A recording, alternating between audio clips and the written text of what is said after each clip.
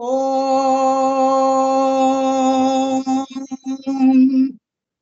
शुक्लाम्बरधरं विष्णुं शशिवर्णं चतुर्भुजं प्रसन्नवदनं ध्यायेत् सर्वविघ्नोपशान्तये। गुरुर्ब्रह्मा गुरुर्विष्णु गुरुर्देवो महेश्वरः गुरुः साक्षात् परं ब्रह्म तस्मै श्रीगुरवे नमः। कृष्णाय वासुदेवाय देवकीनन्दनाय च नन्दगोपकुमाराय गोविन्दाय नमो नमः। आदौ देवकी देवी गर्भजननौ गोपीगृहे पालनम् मायापूतन जीवितापहरणौ गोवर्धनोद्धारणौ कंसचैतन गौरवादिहननौ कुन्दीसुधापालनम् एतद् भागवतं पुराणगदितं श्रीकृष्णलीलामृतम्।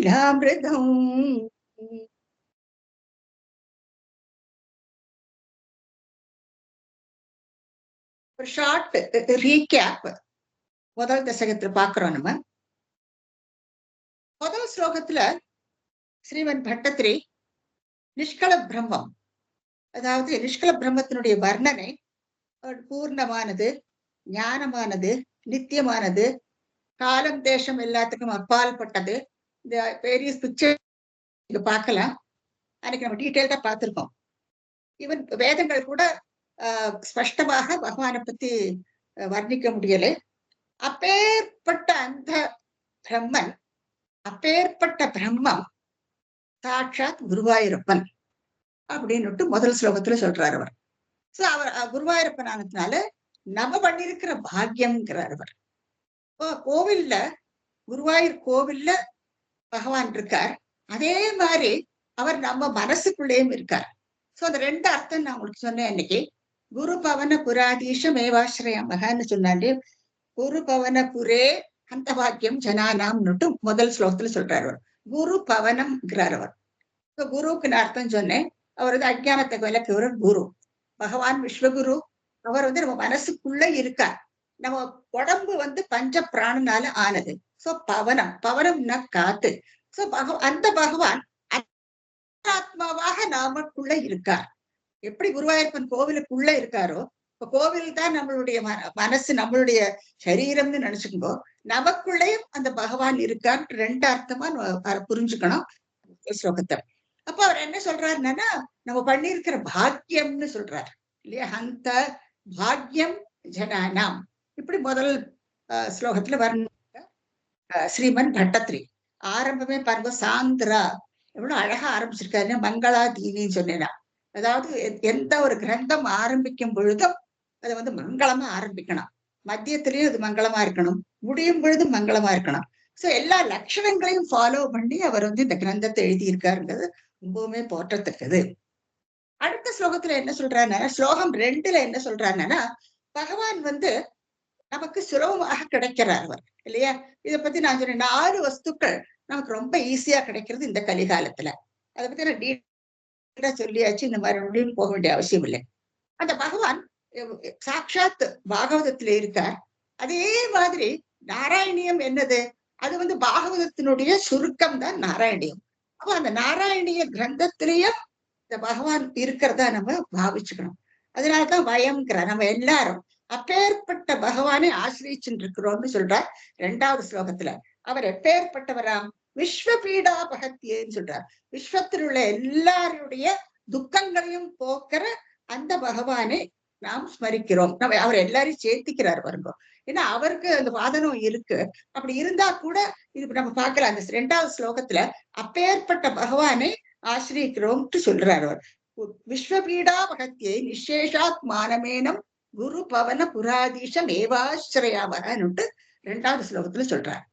3வது ஸ்லோகத்துல வந்தானா, பகவான் வேதவியாசர் கண்ட பகவான் வேதவியாசர் அந்த பகவத் ஸ்வரூபம் என்ன, அதை பத்தி அழகா எழுதியிருக்கார். சோ முதல் ஸ்லோகத்துல நிஷ்கல பிரம்ம வர்ணனை பார்த்தோம்.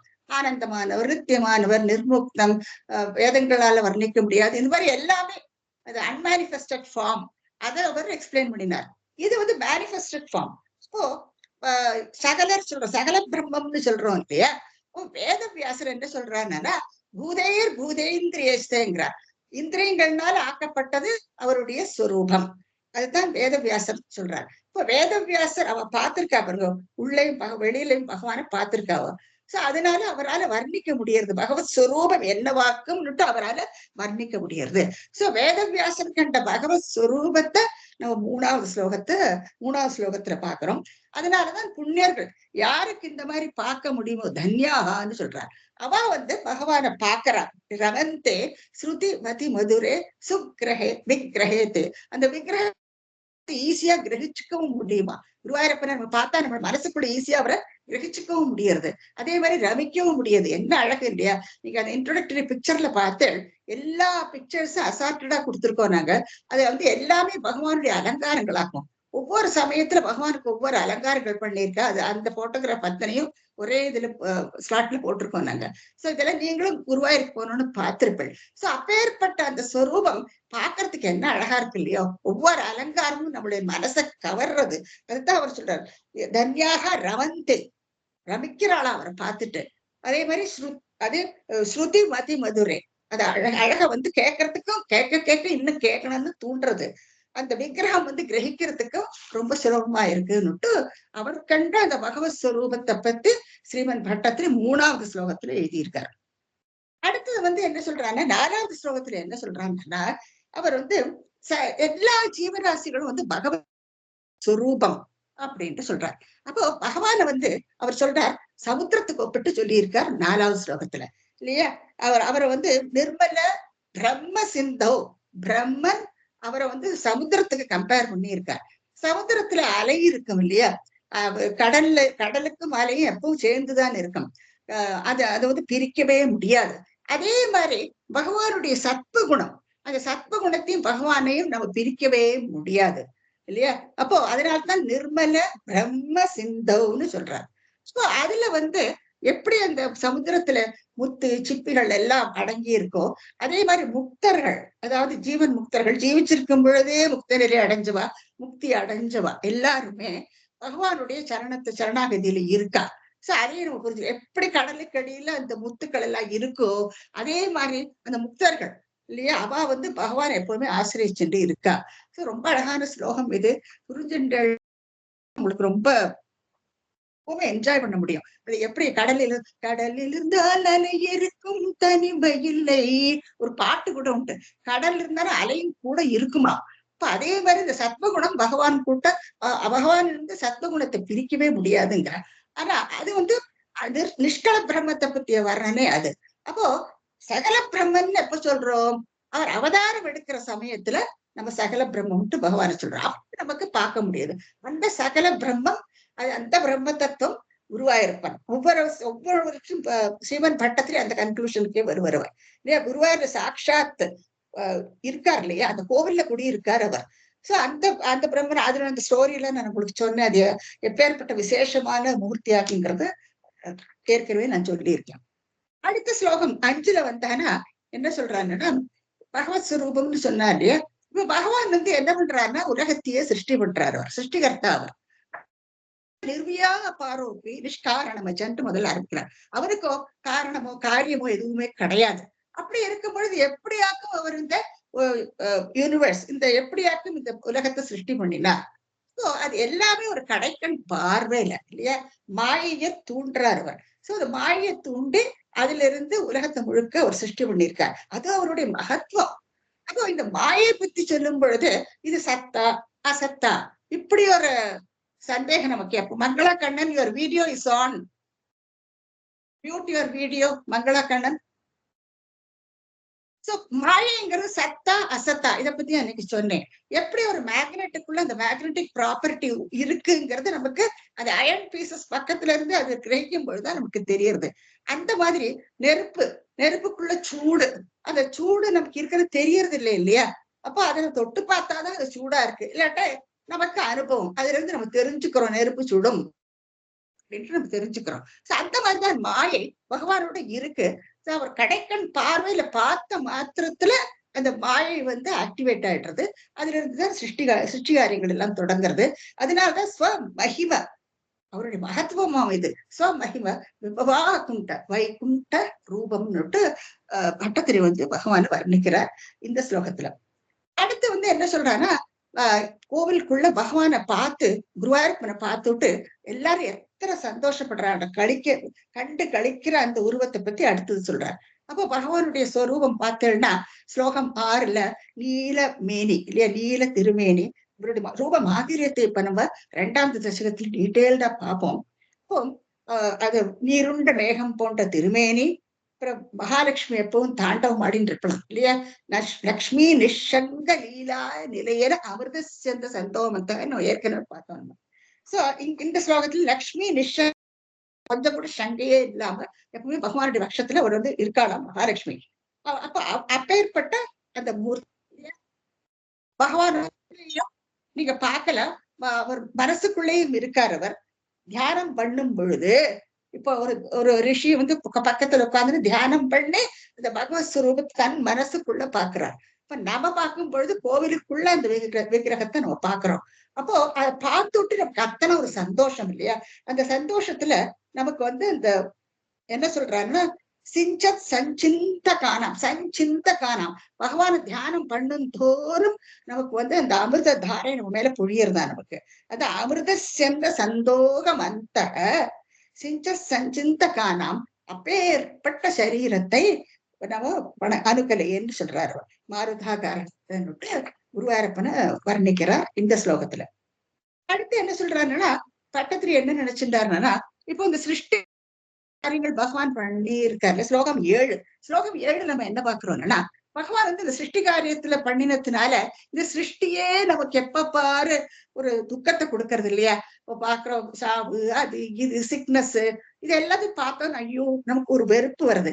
இப்ப நமக்கு இந்த இதுவே வேண்டாம், லைஃபே வேண்டாம், இனிமே நம்ம பறக்கவே கூடாது, ஜென்மாவே நமக்கு இருக்கப்படாதுன்னு எல்லாம் நம்ம மனசுக்குள்ள தோணும். அது சேம் டைம் அது நம்ம வெளி சும்மா இதுல சொல்லிப்போமே ஒழிய நமக்கு எப்பவுமே நமக்கு இந்த மாதிரி மனுஷ ஜென்மம் எடுத்தது எப்பவுமே நமக்கு சந்தோஷத்தை தான் கொடுக்கும். ஏன்னா நம்ம சந்தோஷத்தையும் அனுபவிக்கிறோம் இல்லையா, சைட் பை சைட் நமக்கு சந்தோஷத்தையும் நிறைய அனுபவிக்கிறோம். Very colourful life is very colourful. அந்த மாதிரி இருக்கும் பொழுது நம்ம இப்படி ஒரு கன்க்ளூஷனுக்கு வர முடியாது. ஆனா என்ன ஜென்ரலா துக்கமும் சைட் பை சைடு இருந்துட்டேதான் இருக்கு. Two sides of the coin மாதிரி எப்பவுமே சுகம் இருந்தா துக்கமும் இருக்கு. அது எப்பவுமே கூட கூட இருக்கத்தான் செய்யும். அப்ப அது நம்மள துக்கத்துல ஆழ்த்துறது. சோ அப்படிதான், அதனாலதான் மனுஷ ஜென்மம்னு முதல்ல நினைச்சாராம் ஸ்ரீமன் பட்டத்திரி. ஆனா அதுக்கப்புறமா என்ன சொல்றார், இல்லை இந்த மாதிரி மனுஷ ஜென்மம் எடுத்ததுனாலதானே நமக்கு அந்த பகவத் ஸ்வரூபத்தை பார்த்து ரமிக்க முடியறதுங்கிறார் இல்லையா. நேத்ரை ஸ்ரோத்ரை பீத்வா பரம ரசசுதாம் போதிபூரே ரமேரன், ரமிக்க முடியறது இல்லையா. அவருடைய கதைகள் எல்லாம் கேட்க முடியறது, அவருடைய உருவத்தை பார்த்து ரமிக்க முடியறது. அப்படி பட்டத்திரி வந்து பார்த்து சொல்றாரு, பகவானை பார்த்துட்டு நம்ம மனுஷ ஜென்மம் எடுத்தது நமக்கு நிஜமே we are very lucky to be born as human beings இல்லையா.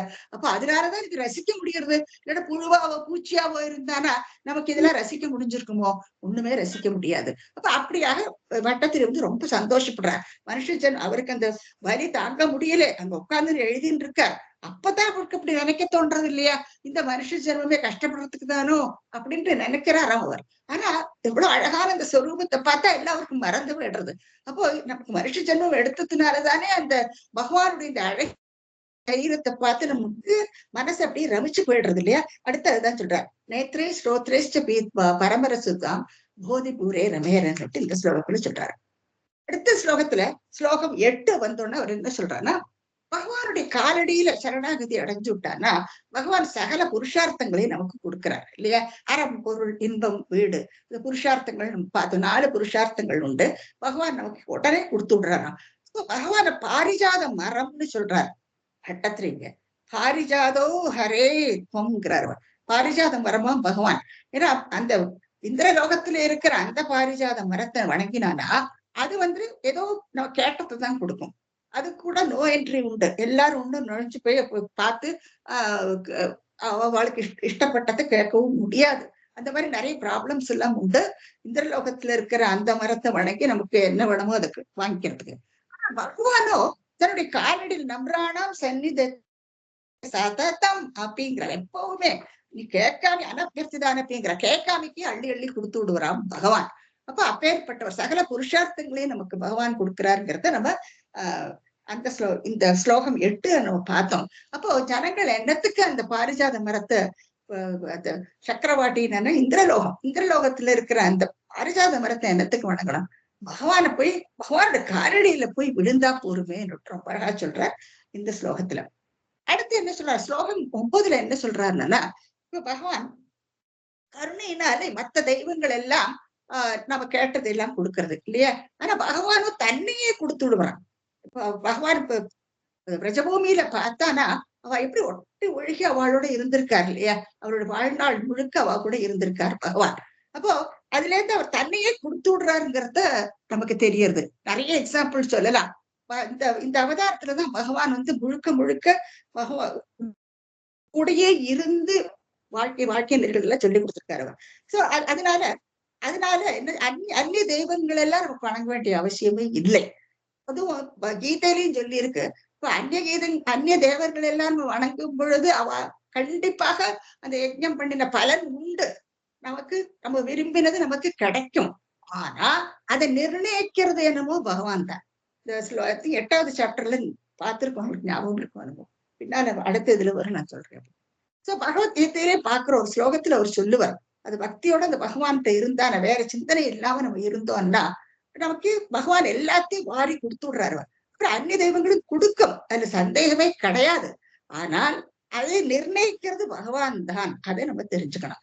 சோ அப்படியாக எல்லாமே பகவானும் தன்னையே அர்ப்பணிச்சு விடுவர் நமக்குங்கிறத நம்ம அடுத்ததுல பாக்குறோம்.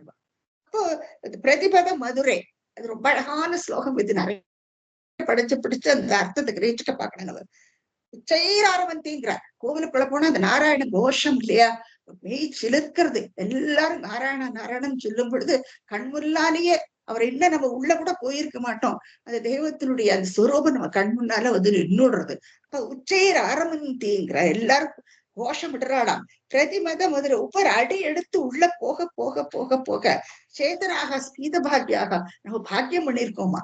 இப்ப அதனாலதான் அந்த அவர் தன்னுக்குள்ளேயே ரமிக்கிற அந்த பகவான் நமக்கு இத்தனை சந்தோஷத்தையும் கொடுக்கிறாருங்கிறத, இத்தனை பயன்கள் எல்லாத்தையுமே அவர் கொடுக்கிறாருங்கிறத நம்ம தெரிஞ்சுக்கிறோம். ஸ்லோகம் 9ல இருந்து கடைசியா சொல்லும் பொழுது ரொம்ப அழகான ஸ்லோகம் இது. பகவானுடைய இந்த கல்யாண குணங்கள் இல்லையா, பதக என்னன்னா அது 6 கல்யாண குணங்களை கொடுக்கறது. இந்த கல்யாண குணங்கள் என்னன்னா அழகா ஸ்டார்ட் பண்ணியிருக்காரு ராமா. இந்த ஐஸ்வர்யம் பகவான் எல்லா சுப்ரீம் காட் அவர் இல்லையா, எல்லா மத்த தேவிகாட் சொல்றோமே எல்லாருமே பகவானுக்கு அடிமணிஞ்சுதான் இருக்காரு. அப்ப அது அவருடைய மேன்மையை குறிக்கிறது, நமக்கு மகத்துவத்தை குறிக்கிறது. அதே மாதிரி வீரியம், என்ன பலம் அவருக்கு, அதுர பலம் சொல்றாரு இல்லையா, அந்த கோவர்தன கிரியே தூக்கினார். அப்பேற்பட்ட வீரியம் பகவானுக்கு. இன்னும் எத்தனையோ அவதாரங்கள்ல அவருடைய வீரியத்தை நம்ம பார்க்கலாம். அதை இப்ப லிஸ்ட் பண்ண அவருடைய மகத்துவத்துல சொல்றதுங்கிறது ஒரு நாள் ஜென்மம் முழுக்க சொல்லிட்டு இருந்தா கூட முடியாது. இது சமுத்திரத்தினுடைய மண்ணை எண்ணி பார்த்து சொல்ல முடியுமோ, அந்த மாதிரியாக்கம் பகவானுடைய மகத்துவங்கள். சோ அது வீரியம் இன்னொரு குணம். அப்புறம் அவருடைய அந்த தேஜஸ் இல்லையா, பகவானுடைய இந்த தேஜஸ் லஸ்டர் சொல்றோமே அது ஒண்ணு. அப்புறம் புகழ், அவருடைய பகவானுடைய புகழ் கேட்கணுமா, சொல்லவே வேண்டாம், அத்தனை புகழ் இருக்கு பகவானுக்கு. அப்புறம் அவர் புத்தி இல்லையா, அவர் சர்வஜர்னு சொல்றோம் நம்ம பகவான். அவருக்கு தெரியாததே ஒண்ணும் கிடையாது. அப்போ சாந்திபனி ஆசிரமத்துல போய் எல்லா கலைகளையும் கத்துக்கிறார். அது நமக்கு சொல்லி கொடுக்கறதுக்கோசரம். ஏன்னா அவர் சும்மா சொல்லிட்டானா உனக்கு தெரியுமான்னு திருப்பி கேட்போம் நம்ம இல்லையா. அப்போ நமக்கு அது பாடமா இருக்கணும். அதனாலதான் அவர் வாழ்ந்து காட்டுறாரு. அப்போ அந்த ஆசிரமத்துக்கு போயிட்டு 64 கலைகளையும் ஒரு கத்துக்கிறார். அதை நம்ம பார்த்தோம் இல்லையா, வந்துட்டு வரும் சாந்திபனி ஆசிரமம் அந்த தசகங்கள் எல்லாம் நம்ம பார்ப்போம். சோ அவர் சர்வஜர், ஞானஸ்வரூபம் அவர். அதே மாதிரி வைராக்கியம், டிட்டாச்மெண்ட். சரி, அவரோ நிர்வியாபாரோப்பி நிஷ்காரணம் நம்ம பார்த்தோம். அவரோ வியாபாரம் எதுவும் கிடையாது, நிர்வியாபாரோ இல்லையா, அவருக்கு எந்த கர்மமே கிடையாது. ஆனா கடைக்கன் பார்வையிலேயே உலகத்தை சிருஷ்டி பண்ணி விடுறார். அப்போ இதுல பகவத்கீதையில என்ன சொல்றார், நான் சிருஷ்டி காரியம் பண்ணினாரு, நான் அதோட ஒட்டுறது இல்லை, நான் லிம்பந்தின்னு சொல்லுவார். இப்ப நம்மெல்லாம் நம்ம என்ன பண்ணினாலும் நம்ம குழந்தைகளை நம்ம சிருஷ்டி பண்றோம், குழந்தைகளை பெத்தெடுக்கிறோம். ஆனா அவள்கிட்ட ஒட்டின்னு விடுறோம் நம்ம இல்லையா. அந்த நமக்கு அப்படி ஒரு அட்டாச்மெண்ட் நம்ம குழந்தைன்னு பேர்ல. ஆனா அவருக்கு அந்த மாதிரி கிடையாது. இந்த உலகத்துல எல்லாத்தையும் அவர் தான் சிருஷ்டி பண்ணிருக்கார். அந்த பார்வையினால மாயை தூண்டி அவர் தான் உலகத்தையே சிருஷ்டி பண்ணினார். ஆனா அது எதையெல்லாம் அவர் சிருஷ்டி பண்ணியிருக்காரோ அதோட அவர் ஒட்டுறது இல்லை. அதனாலதான் அவர் காரியம் இல்லைன்னு நம்ம சொல்றோம். இப்படியாக இந்த 6 குணங்கள், அப்ப ஞானம், வைராக்கியம், இந்த 6 குணங்களையும் லிஸ்ட் பண்றோம் நம்ம. பகஹன்னு சொல்லுவா. அப்போ பகவான் என்ற சொல்லுக்கு அவர் உரியவராவருங்கிறத நம்ம கடைசி ஸ்லோகத்துல தெரிஞ்சுக்கிறோம். சோ இப்படியாக அந்த நிஷ்கள பிரம்மம், அந்த சகல பிரம்மத்தினுடைய வர்ணனை ரொம்ப சுருக்கமாக ரொம்ப வேதத்தை ஒட்டி பாகவதத்திலிருந்து இது பட்டத்திரி சொல்லி இருக்க. அதை புரிஞ்சுக்கணும். கொஞ்சம் கஷ்டமா தான் இருக்கும். நிறைய யோசிச்சு பாருங்க. படிக்க படிக்க உங்களுக்கும் அதை கிராஸ் பண்ணிக்க முடியும். இப்போ அடுத்த ஸ்லோகம் வரும் பொழுது இன்ட்ரோடக்டரி பிக்சர்ல நம்ம பார்த்தோம் இல்லையா, அவருடைய அவதாரங்கள் எல்லாம் கோவிலுக்குள்ள என்ன அழகா அலங்காரம் பண்ணி பகவான ஒவ்வொரு ஒவ்வொரு டைம்ல ஒவ்வொரு அலங்காரங்கள் இருக்கும். நிறைய பேர் போய் பார்த்திருப்பேன். அப்போ அவருடைய இந்த ரூப மாதிரியத்தை பத்தி நம்ம இப்ப படிக்க போறோம் இந்த தசகத்துல. ராகம் கொஞ்சம் மாறும். சாந்திரா ராகமே தான். நான் அப்புறம் உங்களுக்கு நம்பர் பண்ணி உங்களுக்கு சொல்லி கொடுக்குறேன். சூரியஸ்பர்த்தி கிரீடம் ஊர்த்வதிலக प्रोद्भासि फालान्तरं कारुण्याकुलनेत्रमात्रहसितो लासं सुनासापुटं घण्टोद्यन्मकराभकुण्डलयुगं घण्टोज्ज्वलत्कौस्तुभं त्वत्रूप्यं वनमाल्यहारपटल श्रीवत्सदीप्रं भजे. பட்டத்திரி அந்த மேடையில உட்கார்ந்துட்டு அந்த பகவானை பார்த்துட்டு சொல்றாரு. அப்போ அந்த ஆபரணங்கள் எல்லாம் அவ்வளோ so much attracted by the jewelry that he is wearing இல்லையா. அப்ப அந்த ஆபரணங்களை பத்தி ரொம்ப அழகா சொல்றாரு. ஃபர்ஸ்ட் என்ன சொல்றாரு, அந்த கிரீடத்துக்கு வராரு. சூரிய ஸ்பர்தி, சூரியனுடைய கிரணங்களை விட அதிக பிரகாசமாக இருக்கார். அதாவது இது ரெண்டையும் பார்த்தானா சூரியனுடைய பிரகாசம் நமக்கு தெரியும். ஆனா இவருடைய கிரீடமோ அதை விட பிரகாசமா இருக்கான். அதான் சூரிய ஸ்பர்தி கிரீடம்ங்கிறார். என்ன அழகான கிரீடம் பாருங்க. அவருடைய ஸ்பெஷல் கிரீடமாக்கும் பகவானுக்கு. அப்போ அது தங்கத்தினால ஆனது, ஜொலிக்கிறது. அப்போ அதே மாதிரி சூரிய கிரணங்களும் ஜொலிக்கும். ஆனா இது ரெண்டையும் பக்கத்துல பார்க்கும் பொழுது இந்த கிரீடத்தினுடைய ஜொலிப்பு அதிகமா இருக்கான். அதுலதான் சூரிய ஸ்பர்தி கிரீடம்னு சொல்றாரு அவர். அப்புறம் அடுத்து என்ன சொல்றாரு, ஊர்த்வ திலகம்ங்கிறார். ஊர்த்வ திலகமா, இங்க பாருங்க அந்த நெத்தியில என்ன அழகா இருக்கு அந்த திலகம். இல்லையா, ஊர்வன மேல் நோக்கி போடப்பட்ட அந்த திலகம். நீங்க பார்க்கலாம். அது எக்ஸாக்டா எல்லாரும் வச்சுப்பா இல்லையா திலகம். அந்த மாதிரி இந்த படத்துல இங்க ஸ்பெஷலா பார்க்கலாம். இங்க இந்த திலகத்தை நீங்க பார்த்தேன்னா ஆக்சுவலா படத்துல இங்க என்ன சொல்றாருன்னா, இதுக்கு ஒரு தத்துவமான ஒரு விளக்கமும் உண்டு இந்த இந்த திலகத்துக்கு. இங்க இங்க என்ன சொல்றாரு, ஊர்த்வ திலகம் புரோத்பாசி பாலாந்தரம். பாலம் நெத்தி. சோ நெத்திக்கு இடையில, நெத்திக்கு நடுவுல அந்த மேல் நோக்கிய அந்த திலகம். இப்ப அந்த திலகத்தை நீங்க பார்த்தீங்கன்னா அந்த ரெட் மார்க் நடுவுல இருக்கு இல்லையா, இந்த பக்கம் அந்த பக்கம் அந்த சாண்டில் பேஸ்ட்னால வெள்ளையில போட்டிருப்பா அதுல. இப்போ இந்த திலகத்தை நீங்க பார்க்கும்பொழுது நீங்க எப்படி வேணாலும் அர்த்தம் பண்ணிக்கலாம். ஒவ்வொரு பக்கம் பட்டத்திரி என்ன சொல்றாங்கன்னா, ஒண்ணு கர்மயோகத்தை சொல்றதா, இன்னொன்னு பக்தி யோகத்தை பத்தி சொல்றதா. அதாவது நம்ம எல்லாம் கர்மயோகிகள், பகவான் பேர்ல பக்தியோடையும் இருக்கும். சோ இந்த ரெண்டு யோகத்தையும் இல்லாட்டா ஞான யோகம் எப்படி வேணாலும் நிறைய இதுல வரிசையா வரும். இப்போ சோ என்ன வேணாலும் வாட் எவர் இட் இஸ், நம்ம கர்மயோகத்தும் ஞான யோகிகளும் இருக்கா, கர்மயோகிகளும் இருக்கா. சோ அவ ரெண்டு பேரையும் குறிக்கிறதுன்னு வச்சுட்டானா எந்த யோகமா இருக்குமே அது கடைசியில ரெண்டு மேல ஜாயின் ஆயிடும் இல்லையா, கீழேயும் ஜாயிண்டா இருக்கு. அப்ப அது என்ன சொல்றதுன்னா, எந்த யோகத்தை நம்ம ஃபாலோ பண்ணினாலும் அது கடைசியில முக்தியை தான் கொடுக்கறது. சால்வேஷன். சால்வேஷனா ஜீவிச்சிருக்கும் பொழுதே நமக்கு முக்தியை கொடுக்கறது. என்ன அர்த்தம், இப்ப நமக்கு என்னாவது ஒரு மனசுல சங்கடமோ கஷ்டமோ எது வந்தாலும் அதுல இருந்து நமக்கு நிவர்த்தி கிடைக்கிறது. அதுதான் சால்வேஷன்ங்கிறது. அப்புறம் இறந்து போறப்புன்னா என்ன நடக்கும் அதை பத்தி நமக்கு தெரியாது. அப்போ எல்லா கிரந்தங்களும் என்ன சொல்லி இருக்குன்னா, ஜீவிச்சிருக்கும் பொழுதே நம்ம ஜீவன் முக்தர்கள் ஆயிடணும். அதான் டிட்டாச்மெண்ட் நமக்கு வரணும். அது இப்போ அதுக்கு வழிமுறைகள் இருக்கு இல்லையா, தர்ம நெறிகள் எல்லாம் வேதங்கள் எல்லாம் சொல்லி இருக்கு. இந்த மாதிரி இருந்தானா நமக்கு அந்த வைராக்கியம் வரும். நமக்கு இல்லைன்னா நம்ம எப்பவுமே சம்சாரத்தோட பந்திச்சுட்டுதான் இருப்போம். அப்ப சம்சாரத்தோடு பந்திச்சுட்டு இருக்கும்பொழுது கஷ்டங்களை அனுபவிக்கத்தான் வேணாம். சுகமும் இருக்கும், கஷ்டமும் இருக்கும். அதுல இருந்து விடுபட்டான்னா விடுபட்டாச்சுங்கன்னா அப்ப நமக்கு முக்தி கிடைக்கிறது, சால்வேஷன் கிடைக்கிறது. அவளைத்தான் ஜீவன் முக்தர்கள்னு சொல்லுவா. எந்த யோகத்தை நம்ம ஃபாலோ பண்ணினாலும் அது கடைசியில சேர்றது, ஒன்று சேர்றது. அது என்ன என்ன அர்த்தம் என்னன்னா அது நமக்கு மோட்சத்தை கொடுக்கறது. சோ இப்படி ஒரு அர்த்தம் உண்டு அந்த திலகத்துக்கு. இப்போ புரோத்பாசி பாலாந்தரம், அந்த நெத்திக்கு இடையில இருக்கிற அந்த திலகம்னு சொல்றார்.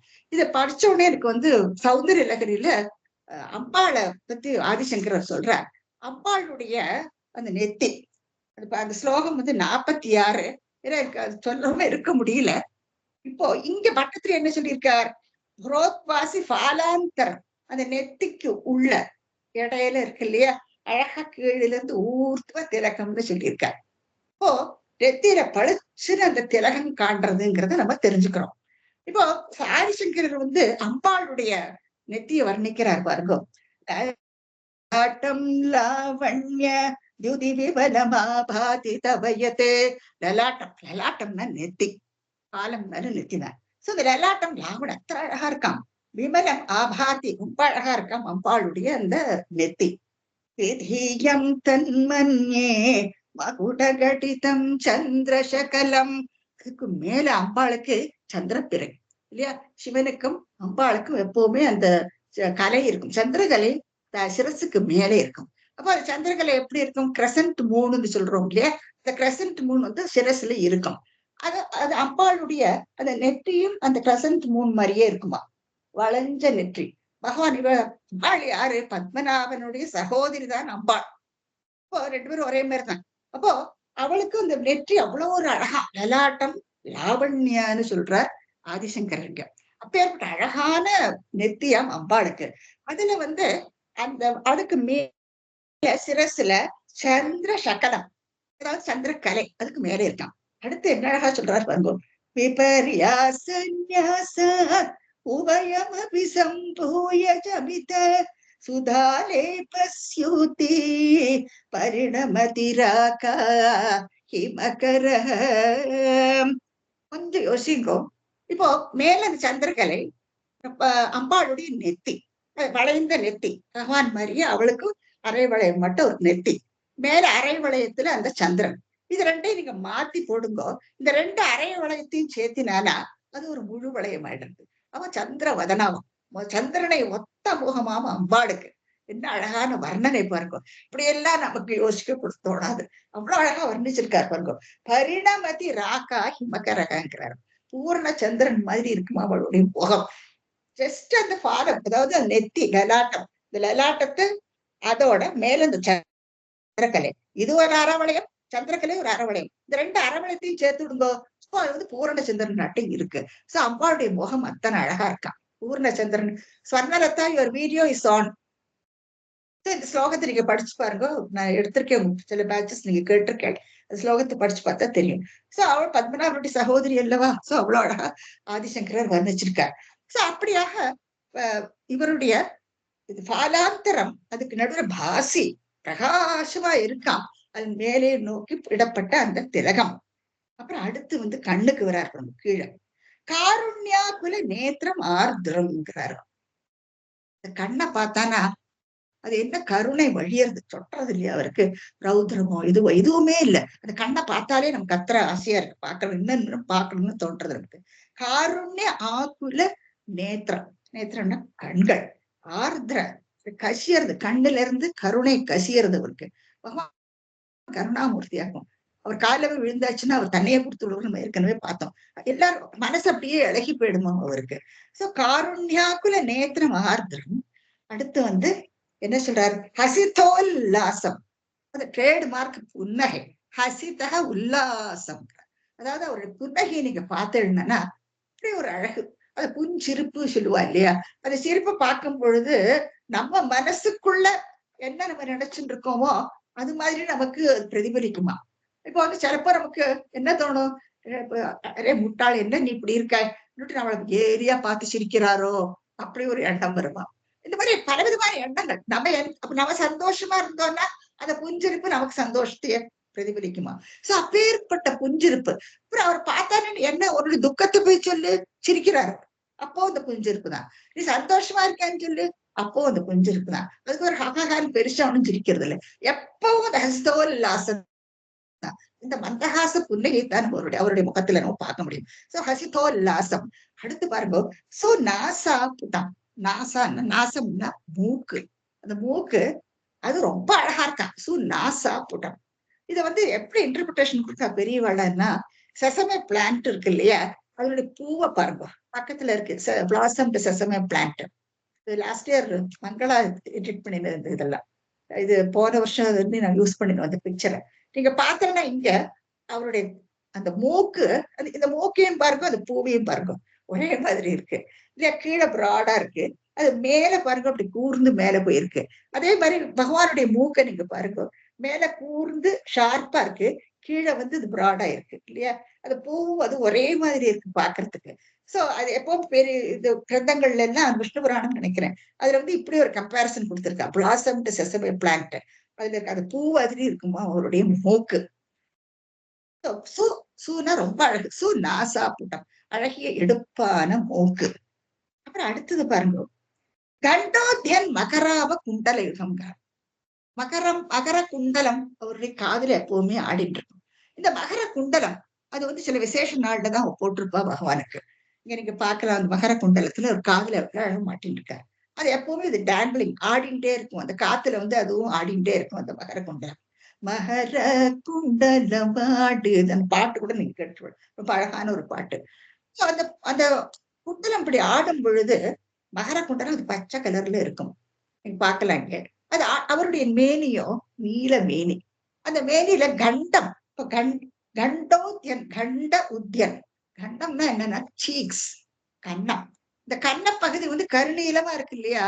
மெழுகுதட்டு மாதிரி இருக்குமா, கண்ணாடி மாதிரி இருக்குமா கன்னம். அப்போ அந்த கண்ணாடி மாதிரி இருக்கிற கன்னத்துல அந்த குண்டலங்கள் ஆடும் பொழுது அதனுடைய பிரதிபலிப்பு பார்க்க முடியுமா அதுல? பார்க்க எப்படி ரிஃப்ளெக்ஷன் மாதிரி அந்த குண்டலம் வந்து அவருடைய கன்னத்துல பிரதிபலிக்குமா. அதுவும் ஆடுகின்ற அந்த குண்டலம் அந்த கன்னத்துல பிரதிபலிக்குமா.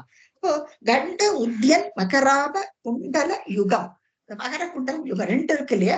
ரெண்டு காதுலயும் அழகா கன்னத்துல அந்த ரிஃப்ளெக்ஷனை பார்க்கலாம். சரி நீங்க பார்க்கலாம் அந்த படத்துல அந்த ரெண்டு பெரிய மண்டல இந்த குண்டலங்கள் மகர குண்டலங்கள் அது வந்து இப்படி கன்னத்துல வந்து அதனுடைய பிரதிபலிப்பை காட்டுமா அது. கண்டம்னா கன்னப்பகுதி. அடுத்து பாருங்க கண்டம்ங்கிற வித்தியாசத்தை தெரிஞ்சுக்கோங்க. கண்டம்னா சீக்ஸ், கண்டம்னா கழுத்து. Lot of difference. இதுல மாத்தி நீங்க தமிழ்ல படிக்கும் பொழுது எல்லாமே காக்கான்னு படிப்பேன். அதனால எப்பவுமே பார்த்து படிக்கும் பொழுது ஜாக்கிரதையா பார்த்து படிக்கும். கண்டோத்யன் மகராப குண்டலுகம் கண்டோஜ்வலத் கௌஸ்துபம். கழுத்துல பாருங்க அப்படி கௌஸ்துபம் மாறி.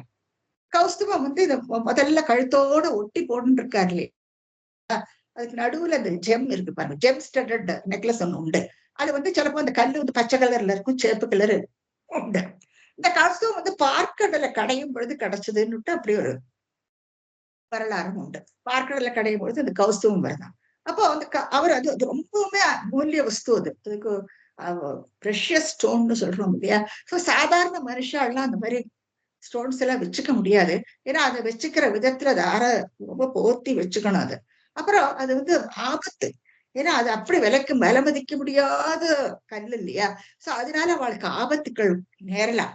செவந்தகமணி அந்த அந்த இதுல வியாக்கியானத்துல நம்ம பார்ப்போம். அவர் பகவானுக்கே பழி வருது அதுல. சோ அது அது வந்து அந்த எபிசோட்ல நம்ம பார்ப்போம். அந்த கௌஸ்துவத்தை இவர் கழுத்துல இந்த கௌஸ்துவம் மகர குண்டலோட சில நாள்லதான் போடுவா பகவானுக்கு. அன்னைக்கு நமக்கு பார்க்க கிடைச்சா ரொம்ப அதிர்ஷ்டம் பண்ணிருக்கு. சோ அந்த கௌஸ்துவமாக அவர் கழுத்துல இருக்கும். சோ கண்டோ அதுவும் ஜொலிக்கிறதா. கண்டோஜ்வல கௌஸ்துபம் ரூபம். பகவானுடைய இந்த ரூபம் அவர் உட்கார்ந்து எழுதுறாரு பாருங்க. பகவானுடைய அப்படி பார்த்துக்கிண்டே எழுதுறாரு அவர். இப்போ அந்த ஆபரணங்கள் தான் முதல்ல ஒரு கண்ணுக்கு படுறது இல்லையா? கிரீடத்திலேருந்து ஆரம்பிச்சார். அதுக்கப்புறம் அந்த திலகத்துக்கு வந்தார். அதுக்கப்புறம் அந்த புன்னகைக்கு வரார். அவர் கருணையான அந்த கண்கள், அப்புறம் மூக்கு, அதுக்கப்புறம் கன்னப்பகுதியில எப்படி அந்த மகர குண்டலங்கள் ஆடுறது. அதுக்கப்புறம் அந்த வனமாலை வந்து அந்த இன்னொரு படத்துல நீங்க பார்க்கலாம். வனமாலைங்கிறது என்னன்னா காட்டு பூக்கள் எல்லாம் கட்டி அது வந்து முட்டு வரைக்கும் போட்டுருப்பார். இப்ப வனமாலை டிஃபரெண்ட் பண்ணும். முட்டு வரைக்கும் இருக்கும் இந்த வனமாலை. இப்ப மத்த ஹாரங்கள் அதெல்லாம் வந்து செஸ்ட்ல தான் இருக்கும். செஸ்டோட நின்று போயிடும். ஆனா இந்த வனமாலைங்கிறது முட்டு வரைக்கும் இருக்கு. ரொம்ப பிடிக்குமா அவருக்கு. இப்போ இந்த வனமாலை வந்து எப்படி என்னன்னா அன்னன்னைக்கு பூத்த பூக்கள் மட்டுமில்லை விரிஞ்ச அந்த ஸ்டேஜ்ல இருக்கிற அந்த பூக்கள். அந்த பூக்களால கட்டின விதவிதமான கலர்ல கட்டி அது பகவான் போடுவாளாம். ரொம்ப இஷ்டமா அவருக்கு. வைஜெயந்தி மாலைன்னு சொல்லுவாங்க. அப்போ இந்த விரியும் பொழுது என்ன ஆகும்னா அந்த வண்டு முக்கியம். ஏன்னா அதுல இருக்கிற தேனை குடிக்கிறதுக்கு அந்த வண்டுகள் முக்கியமா. அப்ப அந்த மாதிரி வண்டுகள் முக்கின்ற அப்பேற்பட்ட அந்த பூக்களை அதை செலக்ட் பண்ணி அவ வந்து அழகா தொடுத்து அதுக்கான அதுக்கு வனமாலைன்னு சொல்றான். அதை கழுத்துல போட்டுட்டு இருக்கிறான். ஆக்சுவலா அது வண்டை ஒரு சுத்தி இருந்தா கிடைக்குமோ அப்படிலாம் நமக்கு மனசுல தோணும். இப்போ இதுக்கு என்ன விளக்கம் கொடுக்கறான்னா இந்த வண்டுகள் வந்து எப்படி அந்த அமிர்தத்தை குடிக்கிறதுக்கு அந்த கொஞ்சம் ஹனி அதுக்குள்ள இருக்கும் இல்லையா அதை குடிக்கிறதுக்கு அதை மொச்சுக்கிட்டு இருக்கோ அந்த மாதிரி பக்தர்கள் பகவானை மொச்சுட்டு இருக்காளாம். அதையாக்கும் குறிக்கிறது இந்த வனமாலை. வேற ஒண்ணும் இல்லை. நம்ம எல்லாத்துக்கும் ஒரு அர்த்தம் இருக்கு. பகவானுக்கு என்னத்துக்கு இப்படி ஒரு மாலையை போடுறாருன்னா இந்த பக்தர்களுடைய கூட்டம் பாருங்க. என்ன கூட்டம் கூட்டமா கூட்டம் கூட்டமா ஜனங்கள் கோஷம் விட்டுண்டு உச்சைர ஆரம்பந்தி பிரதிபத மதுரை ஸ்பீதபாக்கியாகான்னு முதல் தசகத்துல சொல்றாரு இல்லையா. அப்படி பகவான கோஷம் விட்டுண்டு உள்ளவே பார்க்கும் பொழுது இந்த கூட்டம் பாருங்க. ஜனங்களுடைய கூட்டம் எப்படி அந்த இது வண்டு பூக்களை முச்சுக்கிட்டு இருக்குமோ அந்த மாதிரி பக்தர்கள் வந்து பகவானை முச்சுன்னு இருப்பானா. அதாக்கு அது குறிக்கிறது இந்த வனமாலைங்கிறது. சோ அப்பேற்பட்ட பத் ரூபம் வனமால்ய ஹார படல ஸ்ரீவத்ச இன்னொன்னு அதையும் விடல அவர் மார்பில பார்த்தானா ஸ்ரீவத்சம் ஒரு மரு இருக்கு அவருக்கு. இந்த மரு இதுலயே ஒரு நம்ம ஒரு பின்னால தசகத்துல பார்ப்போம். பிருகு கொடுத்த ஒரு மருவர் பிருகுமனிவர் காலால எட்டி உதைக்கிறார் அவர் வைகுண்டத்துக்கு போயிட்டு. அப்போ அந்த எட்டி உதைக்கல அவருக்கு மார்க் விழுந்துடுறது அவர் மார்பில. அதை கூட அவர் சிரிச்சுக்கிட்டு ஏத்துக்கிறார் அவர். அது எப்பவுமே அந்த மார்பில இருக்கட்டும்னுட்டு அதை வச்சுக்கிறாரு. அந்த உண்மை அந்த எப்பவுமே அந்த வருஷத்துல அந்த ஸ்ரீவத்சம் அந்த மருவு வந்து அவருடைய மார்பில இருக்குமா. அது கூட ஒரு அழகு பகவானுக்கு. சோ இப்படி பகவத் சுரூபத்தை அவர் உட்கார்ந்துட்டு எழுதும் பொழுது அவர் கண்ணுக்கு முன்னால தெரியறத இவ்வளவு அழகா எழுதியிருக்கார் ஸ்ரீமன் பட்டத்திரி. இது எல்லா அலங்காரங்கள் கூட அவர் பகவான் வந்து இப்படி தெரியறாரா ஸ்ரீமன் பட்டத்திற்கு. ரொம்ப அழகான வர்ணனை இது. இனி அடுத்த ஸ்லோகத்துக்கு போவோம். இன்னமும் வர்ணிக்கிறார். அதாவது இப்ப முகம் பகுதியிலிருந்து கீழுக்கு வரார். கேயூராங்கத கங்கணோத்தமமஹா ரத்னாங்குலீயங்கித ஸ்ரீமத் பாஹு சதுஷ்க சங்கத கதா சங்காரி பங்கேருஹாம் காஞ்சித் காஞ்சன காஞ்சிலாஞ்சிதலசத் பீதாம்பராலம்பினி ஆலம்பே விமலாம்புஜத்யுதிபதாம் மூர்த்திம் தவார்த்திச்சிதம். இந்த அழகான இது வந்து பிளெண்ட் பண்ணியிருக்காருமா. இது பிளாக் அண்ட் ஒயிட். அதுல வந்து இந்த பீதாம்பரத்தை கரெக்டா அந்த கலரை கொண்டு வந்திருக்காங்க. இப்போ யார் இப்போ கேயூர் அங்கதம் கேயூரம் அங்கதம் இதெல்லாம் ஆவரணங்கள் அவருக்கு. கேயூரம்னா தோல். நீங்க தோல்லையும் பார்க்கலாம் ஆவரணங்கள் போட்டு இருக்காரு. டான்ஸ் பண்றவெல்லாம் போட்டு இருப்பாரு நீங்க பார்க்கலாம். சோ கேயூர அங்கதம். அதே மாதிரி தோல்ல இருந்து கீழே ஒருத்த வங்கின்னு சொல்லுவா.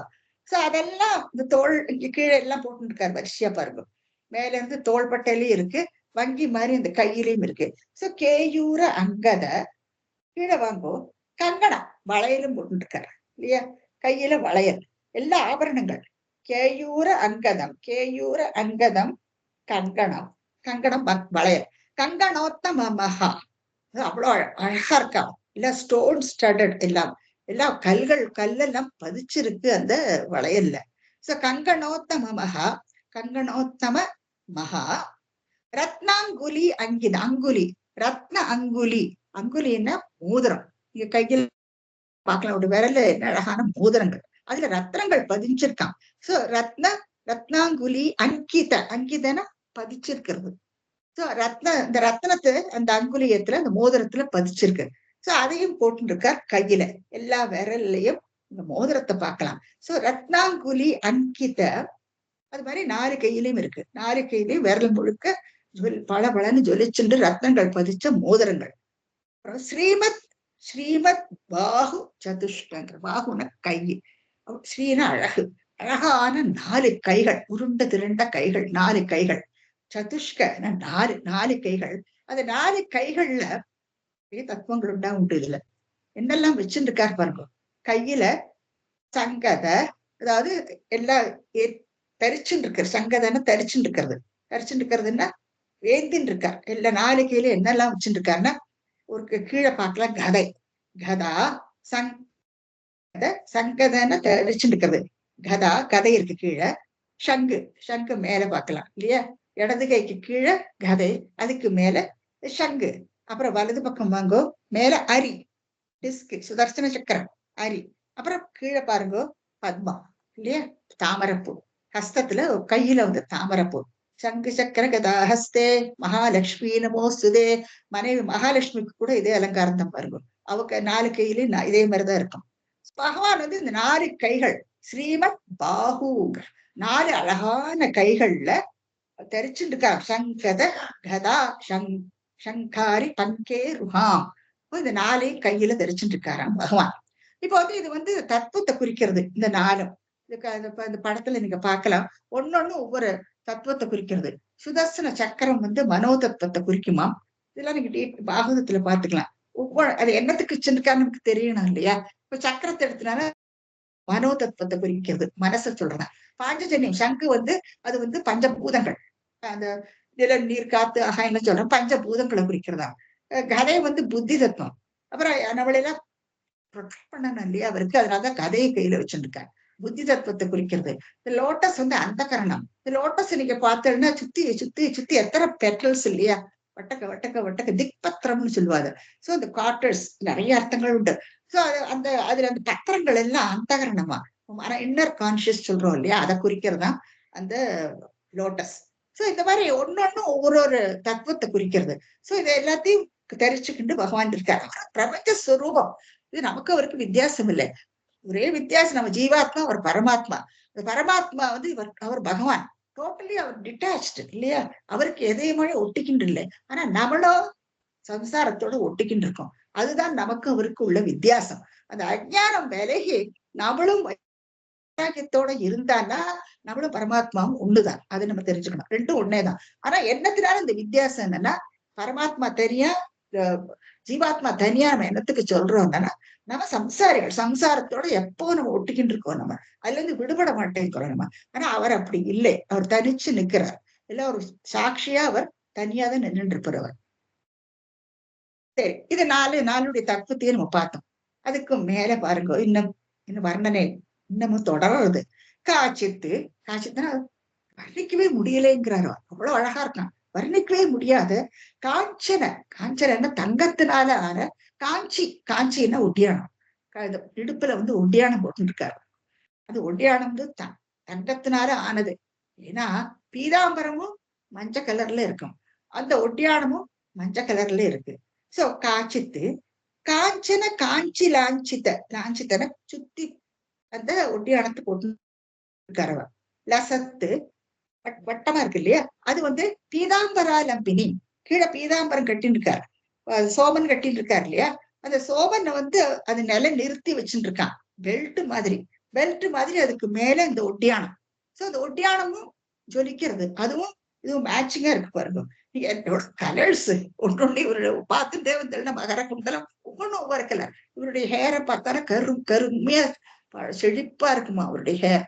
கண்ணு, திருமேனி, அப்புறம் ஒரு கையில இருக்கிற ஆயுதங்கள் அதெல்லாம். அப்புறம் ஒட்டியானத்துக்கு வரணும். எத்தனை ஆபரணங்கள் எல்லாம். இந்த ஒட்டியானம் வந்து பீதாம்பராலம்பினி. அந்த பீதாம்பரத்தை அப்படி நிறுத்தி வச்சுட்டு இருக்காம அது. அதுதான் பீதாம்பராலம்பினி. பெயர்பட்டவருடைய கால்ல ஆலம்பே சரணடைகிறோம்னு சொல்றாரு பட்டத்திரிங்க. ஆலம்பே என்னத்தினால விமலாம்புஜ துதி பதாங்கிறார். விமல அம்புஜ துதி பதாங்கிறார். பதாம்னா பாதங்கள். பகவானுடைய பாதங்கள் விமலமானது. இவ்வளவு அழகா இருக்கான் பாக்குறதுக்கு. விமலம் விமலம் மலை இது அப்பழுக்கு இல்லாதது சொல்றோம் இல்லையா? அவர் பாதம் பேர்பட்ட பாதம். பாதாம்புஜம் தாமரைக்கு ஒப்பிடுவார். சோ விமல அம்புஜ துதி பதா 2 பாதங்கள். அந்த பாதங்களை அந்த பாதங்கள் எப்பேற்பட்ட பாதங்களாம்?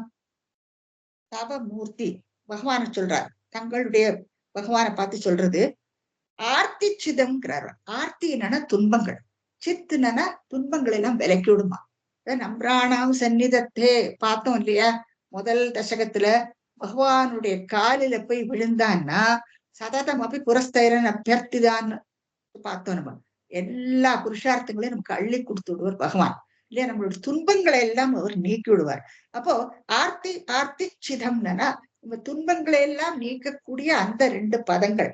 தவமூர்த்தி ஆலம்பே, அந்த காலில நான் சரணடைகிறேன் சொல்றார் ஸ்ரீமன் பட்டத்தின் இந்த ஸ்லோகத்தில். இப்ப நம்ம பார்க்கலாம், இதுல இருந்து கேசாதி பாதத்திலிருந்து அழகான வர்ணனை நம்ம பார்க்கிறோம் இல்லையா? இது ஒன்னொன்னே நீங்களும் யோசிச்சு பார்த்துக்கோ. ஒவ்வொன்றுக்கும் கம்பேரிசன் என்னத்தை குறிக்கிறது எல்லாத்தையுமே எனக்கு தெரிஞ்சுக்கணும். அடுத்த ஸ்லோகம் அதை விட அழகான ஒரு ஸ்லோகம். யத்ரைலோக்யமஹீயசோபி மஹிதம் சௌமோகனம் மோகனாத் காந்தம் காந்தி நிதானதோபி மதுரம் மாதுரியதுர்யாதபீயே சௌந்தர்யோதரதோபி சுந்தரதரம் त्वद्रूपमाश्चर्यतोऽपि आश्चर्यं भुवनेन कस्य कुतुकं पुष्णादि विष्णो विभो யத்ரைலோக்கிய மஹீயசோபி மஹிதம்னு சொல்றார். திரைலோக்கியம் 3 லோகங்களாம். இந்த 3 லோகங்கள் மகானுடைய விராட் சுரூபத்துல 14 லோகங்களை பார்ப்போம் இனிமே விராட்ட சுரூபத்துல. அந்த 14 லோகத்தை எப்பவுமே 3 லோகமா சொல்லுவாவா. ஏன்னா கீழே இருக்கிறது கீழ் லோகம் ஒண்ணு, அப்புறம் பூலோகம் ஒண்ணு, அப்புறம் மேலுலகம் சொர்க்கம் எல்லாம் சொல்றாங்க. அதுல மேலுலகம் அது என்ன மறுபடியும் டீப்பரா போக பிரிச்சுட்டே போகலாம். பாதாளம் அதலம் இதழ சுதலம் இப்படி வரிசையா போகும். ஆனா 3 லோகங்கள் சொல்லுவா. இந்த 3 லோகத்துல பூலோகத்துல மனுஷ ஜென்மங்கள் செடி கொடி தாவரங்கள் இதெல்லாம் இருக்கு. சொர்க்கலோகம் எடுத்தனா தேவாதிகள் எல்லாம் இருக்கா. அதே மாதிரி பாதாளத்துல அங்க அந்த ஜீவராசிகள் எல்லாம் இருக்கு. அப்பேற்பட்ட இந்த 3 லோகத்திலையும் எத்தனையோ பூஜிக்கத்தக்க வஸ்துக்கள் இருக்கு இல்லையா? மகிய தோபி மகியசக பூஜிக்கத்தக்க வஸ்துக்கள் எத்தனை இருந்தாலும் மகிதம் இவர் தான் பூஜிக்கத்தக்கவரா, பகவான் தான் பூஜிக்கத்தக்கவர். இந்த படத்துல நீங்க பாருங்க, மகாவிஷ்ணுடைய படம் நடுவுல இருக்கு. சுத்தி இந்த டெமிகாட்ஸ் அத்தனை பேரும் தேவாதிகள், பிரம்மா, சிவன் எல்லாரும் அவரை துதிச்சுட்டு இருக்கா. இப்ப மகிய சோபி மகிதம், இவர் பூஜிக்கத்தக்கவர் இல்லையா? பகவான் தான் பூஜிக்கத்தக்கவர் இதுல இருந்தே தெரியறது. ஏன்னா நம்ம ஏற்கனவே பார்த்தோம், மற்ற தெய்வங்களை நம்ம வணங்கினாலும் காருண்யாத் காம மன்யம் தததி கல்பரே முதல் ஸ்லோகத்துல நம்ம முதல் தசகத்துல பார்த்தோம். கருணையினால அந்த தேவாதிகள் எல்லாம் நமக்கு என்ன வேணுமோ அதை கொடுப்பாளாம். ஆனா அதை நிர்ணயிக்கிறது பகவான் தான். பகவானுடைய அவருடைய நிர்ணயம் அவர் கொடுன்னு சொல்லி அவர் மூலமாதான் நமக்கு இந்த கிஃப்ட்ஸ் எல்லாம் கிடைக்கிறது. நமக்கு அதையும் தெரிஞ்சுக்கணும். அப்போ அதனால்தான் அவர் வட்டத்துல என்ன சொல்றாருன்னா, மகிய சோபி மகிதம், எத்தனையோ பூஜிக்கத்தக்க வஸ்துக்கள் இருந்தாலும் பகவான் தான் பூஜிக்கத்தக்கவர். இது எல்லாத்துக்கும் மேல பகவான் பூஜிக்கத்தக்கவர்.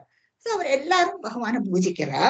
அதே மாதிரி பூலோகத்தை எடுத்துக்கோ, நம்ம எல்லாரும் பகவானை தான் ஸ்துதி பண்றோம் இல்லையா? கீழே பார்த்தானா பூலோக வாசிகள் இவா சொர்க்கலோகத்துல இருக்கப்பட்டவா. இவாள்லாம் கைலாசத்துல சிவன் இருக்கார், சத்தியலோகத்துல பிரம்மா இருக்கார், தேவாதிகள் எல்லாம் சொர்க்கலோகத்துல இருக்கா. சோ இவாள்லாம் ஒரு லோகத்துல இருக்கா. இப்ப பூலோகத்துல நம்மளாம் இருக்கோம். சோ பூலோக வாசிகள் இப்ப நம்மளுக்கும் பகவான் தான் சரணம் இல்லையா? பகவானைத்தான் நம்மளும் ஸ்துதிக்கிறோம். சோ இதுல இருந்து என்ன தெரியறது? இந்த 3 உலகத்துல எத்தனையோ பூஜிக்கத்தக்க வஸ்துக்கள் இருந்தாலும் பகவான் தான் எல்லாருக்கும் மேல பூஜிக்கத்தக்கவர். மகிதம்னு சொல்றார் பட்டத்திலே முதல்ல. அடுத்து என்ன சொல்றார்? சம்மோகனம் மோகனாத்ங்கிறார். மோகனாத்துனா கவரக்கூடியது, மனசை கவர்றது. இதுல வந்து எல்லாமே அசால்ட்டா கொடுத்துருக்கோம். இந்த லெப்ட் சைடு டாப்புக்கு வாங்குவோம். இப்போ கோபிகைகள் எல்லாம் என்ன பகவானுடைய அந்த அழகுல மயங்கி விடுறாவா இல்லையா? இந்த காமாத்து கோபிகான்னு பாகவதத்திலே உண்டு. அவளுக்கு வந்து அப்படியே அவளுக்கு சால்வேஷன் கிடைச்சு விடுறது. பகவான வந்து கள்ள புருஷனா பாக்குறாவா, அந்த அழகுல மயங்கி விடுறா. சாராத்மனான கள்ள புருஷன். அப்போ பரமாத்மானே தெரியறது இல்லையா அவளுக்கு? ஒரு கள்ள புருஷனா பகவானை பார்த்திருக்காவா. அப்போ என்ன அர்த்தம்? அவருடைய அந்த அழகுல மயங்கி விடுறான். இது எப்ப பாரு அவளுக்கு எதிர பார்த்தாலும் அவருடைய முகம்தான் அவளுக்கு தெரியுது. என்ன பண்றாளோ, பூவோ செடியோ காயோ வீட்டை சமைக்கிறதோ எது பண்ணி அவளுக்குள்ள பேச்சோ எல்லாமே அவரை பத்தி தான் இருக்கும். இப்போ இதுல இருந்து என்ன தெரியுது? சம்மோகனம் மோகனாத்துங்கிறார். எதெல்லாம் கவரக்கூடிய வஸ்துக்கள் இருக்கோ அது எல்லாத்தையும் விட இவர் தான், இவரை பார்த்துதான் நம்ம மயங்கி விடுவோம். பேர்பட்ட சௌந்தரியமா பகவானுக்கு. இந்த இந்த தசகம் முழுக்க பகவானுடைய சௌந்தரியத்தை குறிக்கிறது பாருங்க இல்லையா.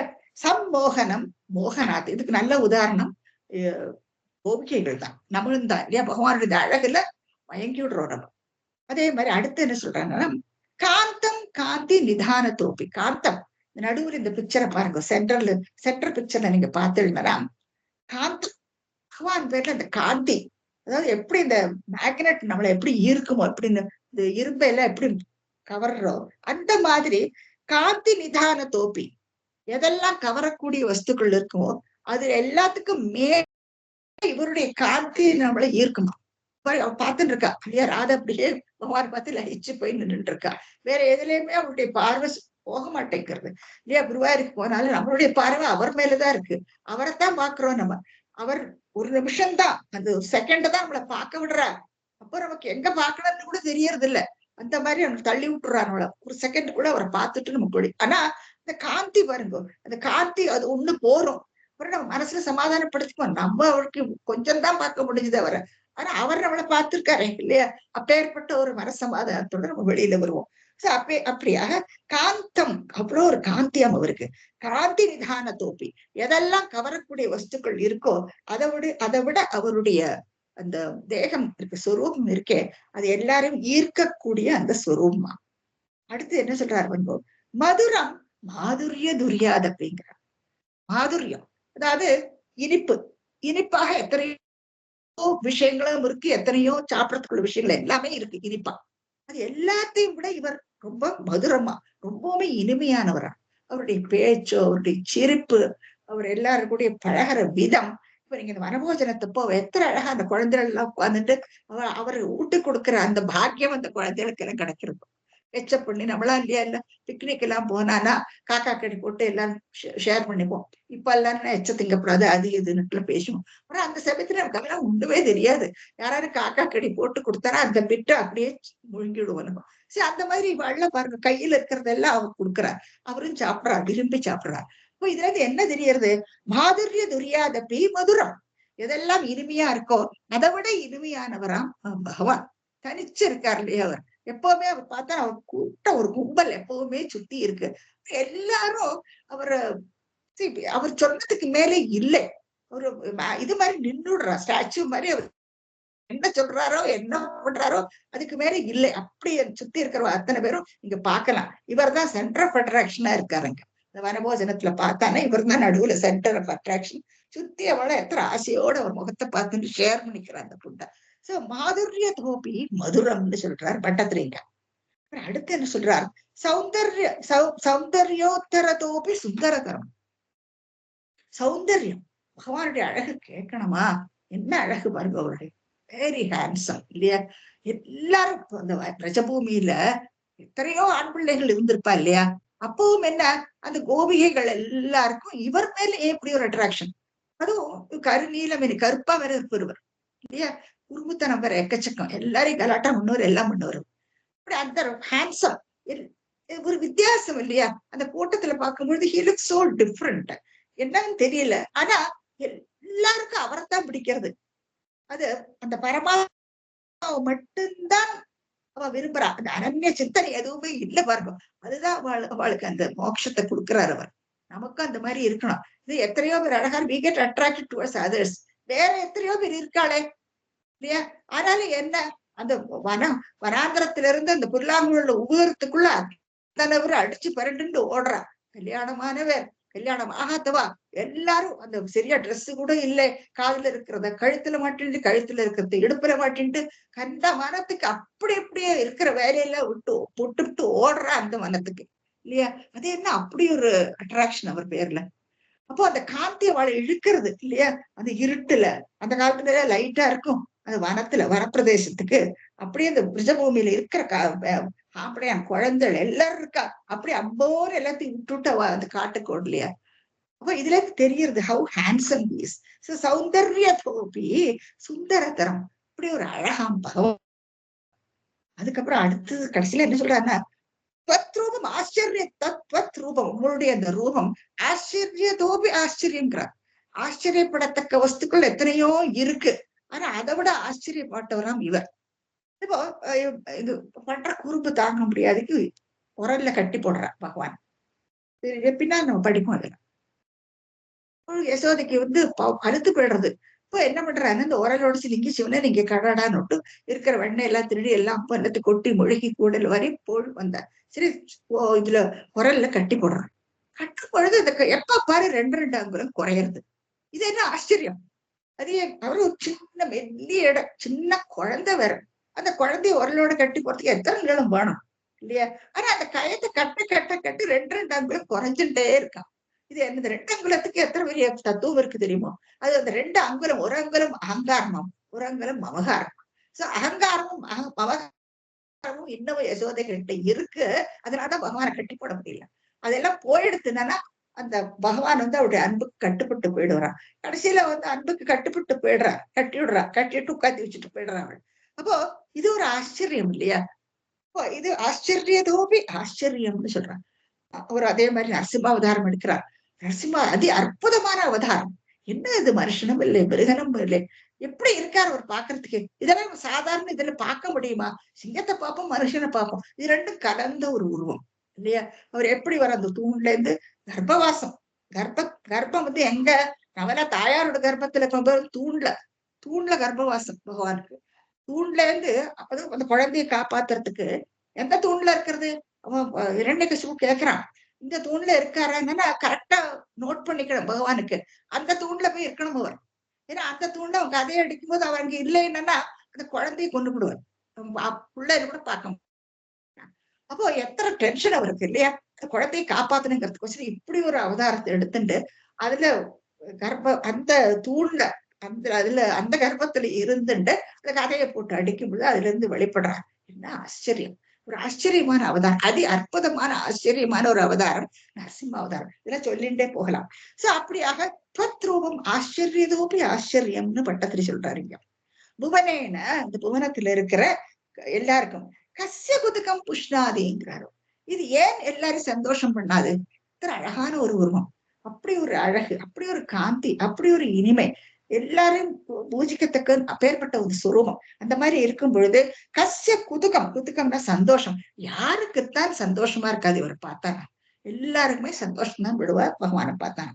கஸ்ய குதுக்கம் புஷ்ணாதி, இப்ப எல்லாரும் சந்தோஷமா வச்சுட்டு இருக்காரு பகவான்.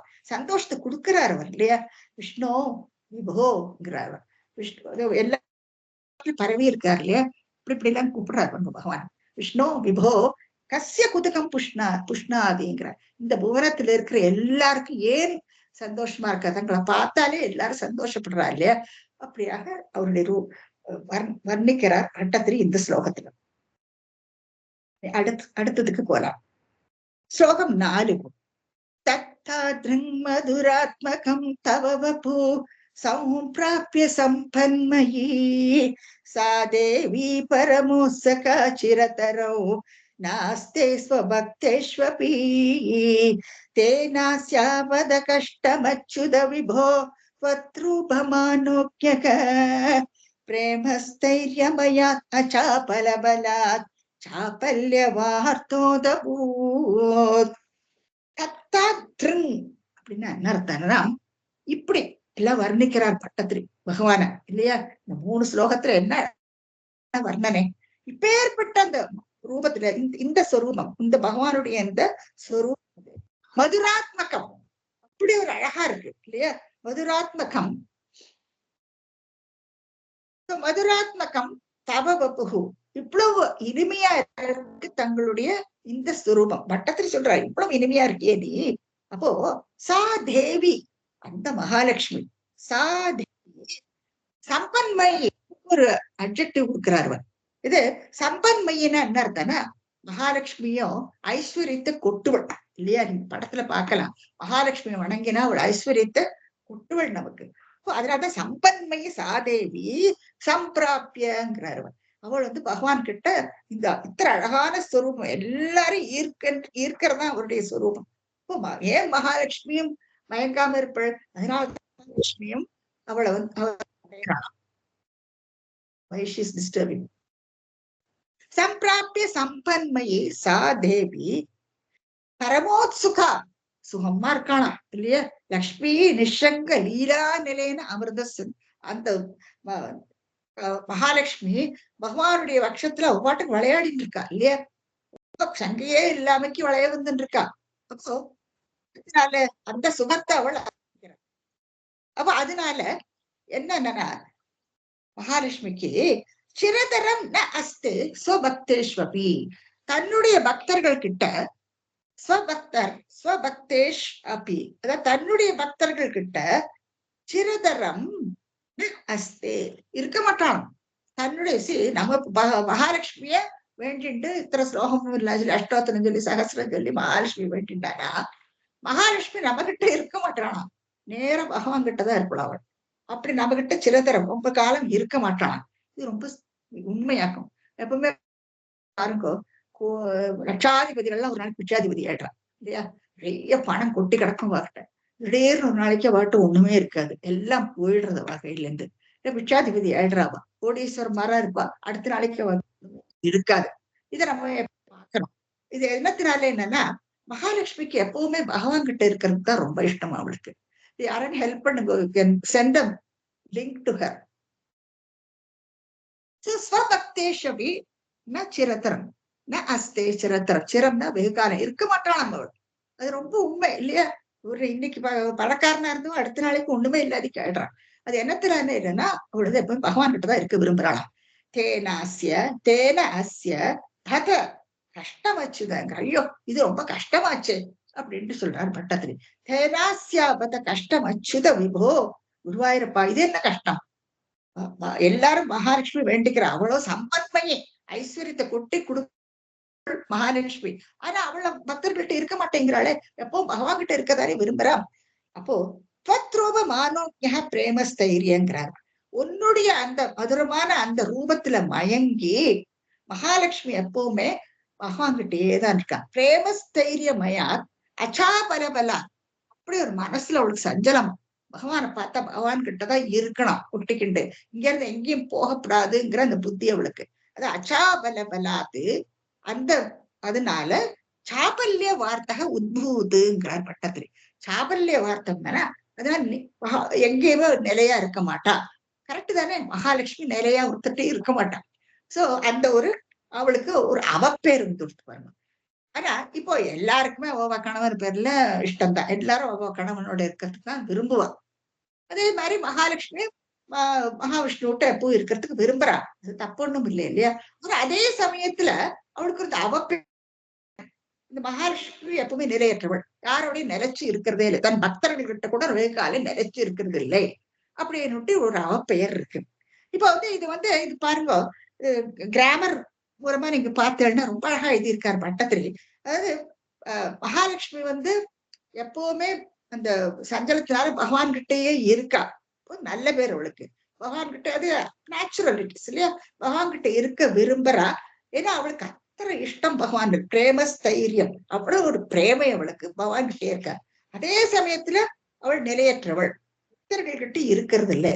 So just the opposite. ஒருத்திக்கே ரெண்டு நல்ல பேரும் கிடைக்கிறது அவளுக்கு, கெட்ட பேரும் கிடைக்கும். இதுதான் விபாவனான்னு சொல்லுவா சமஸ்கிருதத்துல. இது ஒரு கிராமர் ஆக்கம். இதுல எத்தனை இதெல்லாம் லட்சணங்கள் ஆக்கம் எழுதும் பொழுது. சோ அவ மகாலட்சுமி ஒருத்தி தான், ஆனா அவளுக்கு நல்ல பேரு, அதே சமயத்துல அவளுக்கு கெட்ட பேரும் இருக்கு. சோ இதுதான் விபாவனான்னு சொல்லுவா. ரெண்டும் அவளுக்கு இருக்கு. ஆனா இதுக்கு ஒரு பிரமாணம் சொல்றார் அடுத்த ஸ்லோகத்துல படிக்கிறேன். லக்ஷ்மி ஸ்தாவக ராமணீய ககிருத்தை வேயம் பரேஷ்வஸ்திரே தஸ்மின் அந்யதபி பிரமாணமதுனா வக்ஷ்யாமி லக்ஷ்மீபதே ये त्वध्यान गुणानुकीर्तन रसा सक्ता हि भक्ता जना तेष्वेषा वसति स्थिरैव दयित प्रस्ताव दत्तादरा. இப்போ லக்ஷ்மி ஸ்தாவக ராமணீயக ஹிருதைவேயம், அதாவது ஹிருதா ஏவ இயம். இயம்னா இந்த மகாலட்சுமி, இந்த மகாலட்சுமி இயம் எனத்துல ராமணீயக ஹிருதா, அவளுடைய இந்த ரமணியம், இத்தனை அழகா இருக்கார் பாக்குறதுக்கு பகவான். அப்போ மகாலட்சுமி இயம் லக்ஷ்மிக்கு, இது லக்ஷ்மிக்கு தாவக ராமணீயம், அவளுடைய அந்த அழகு ஈர்க்கறதுனால ஹிருதை அந்த அழகுல ஈர்க்கப்பட்டு அவ என்ன பண்றான்னா பரேஷு ஸ்திரே, மத்த வாழ்க்கை நிலையா இருக்கிறது இல்லை. இதான அவளுக்கு அவ பேரு இல்லையா? எப்பவுமே பகவானுடைய அழகுல மயங்கி பகவான் கிட்டயே இருக்கா.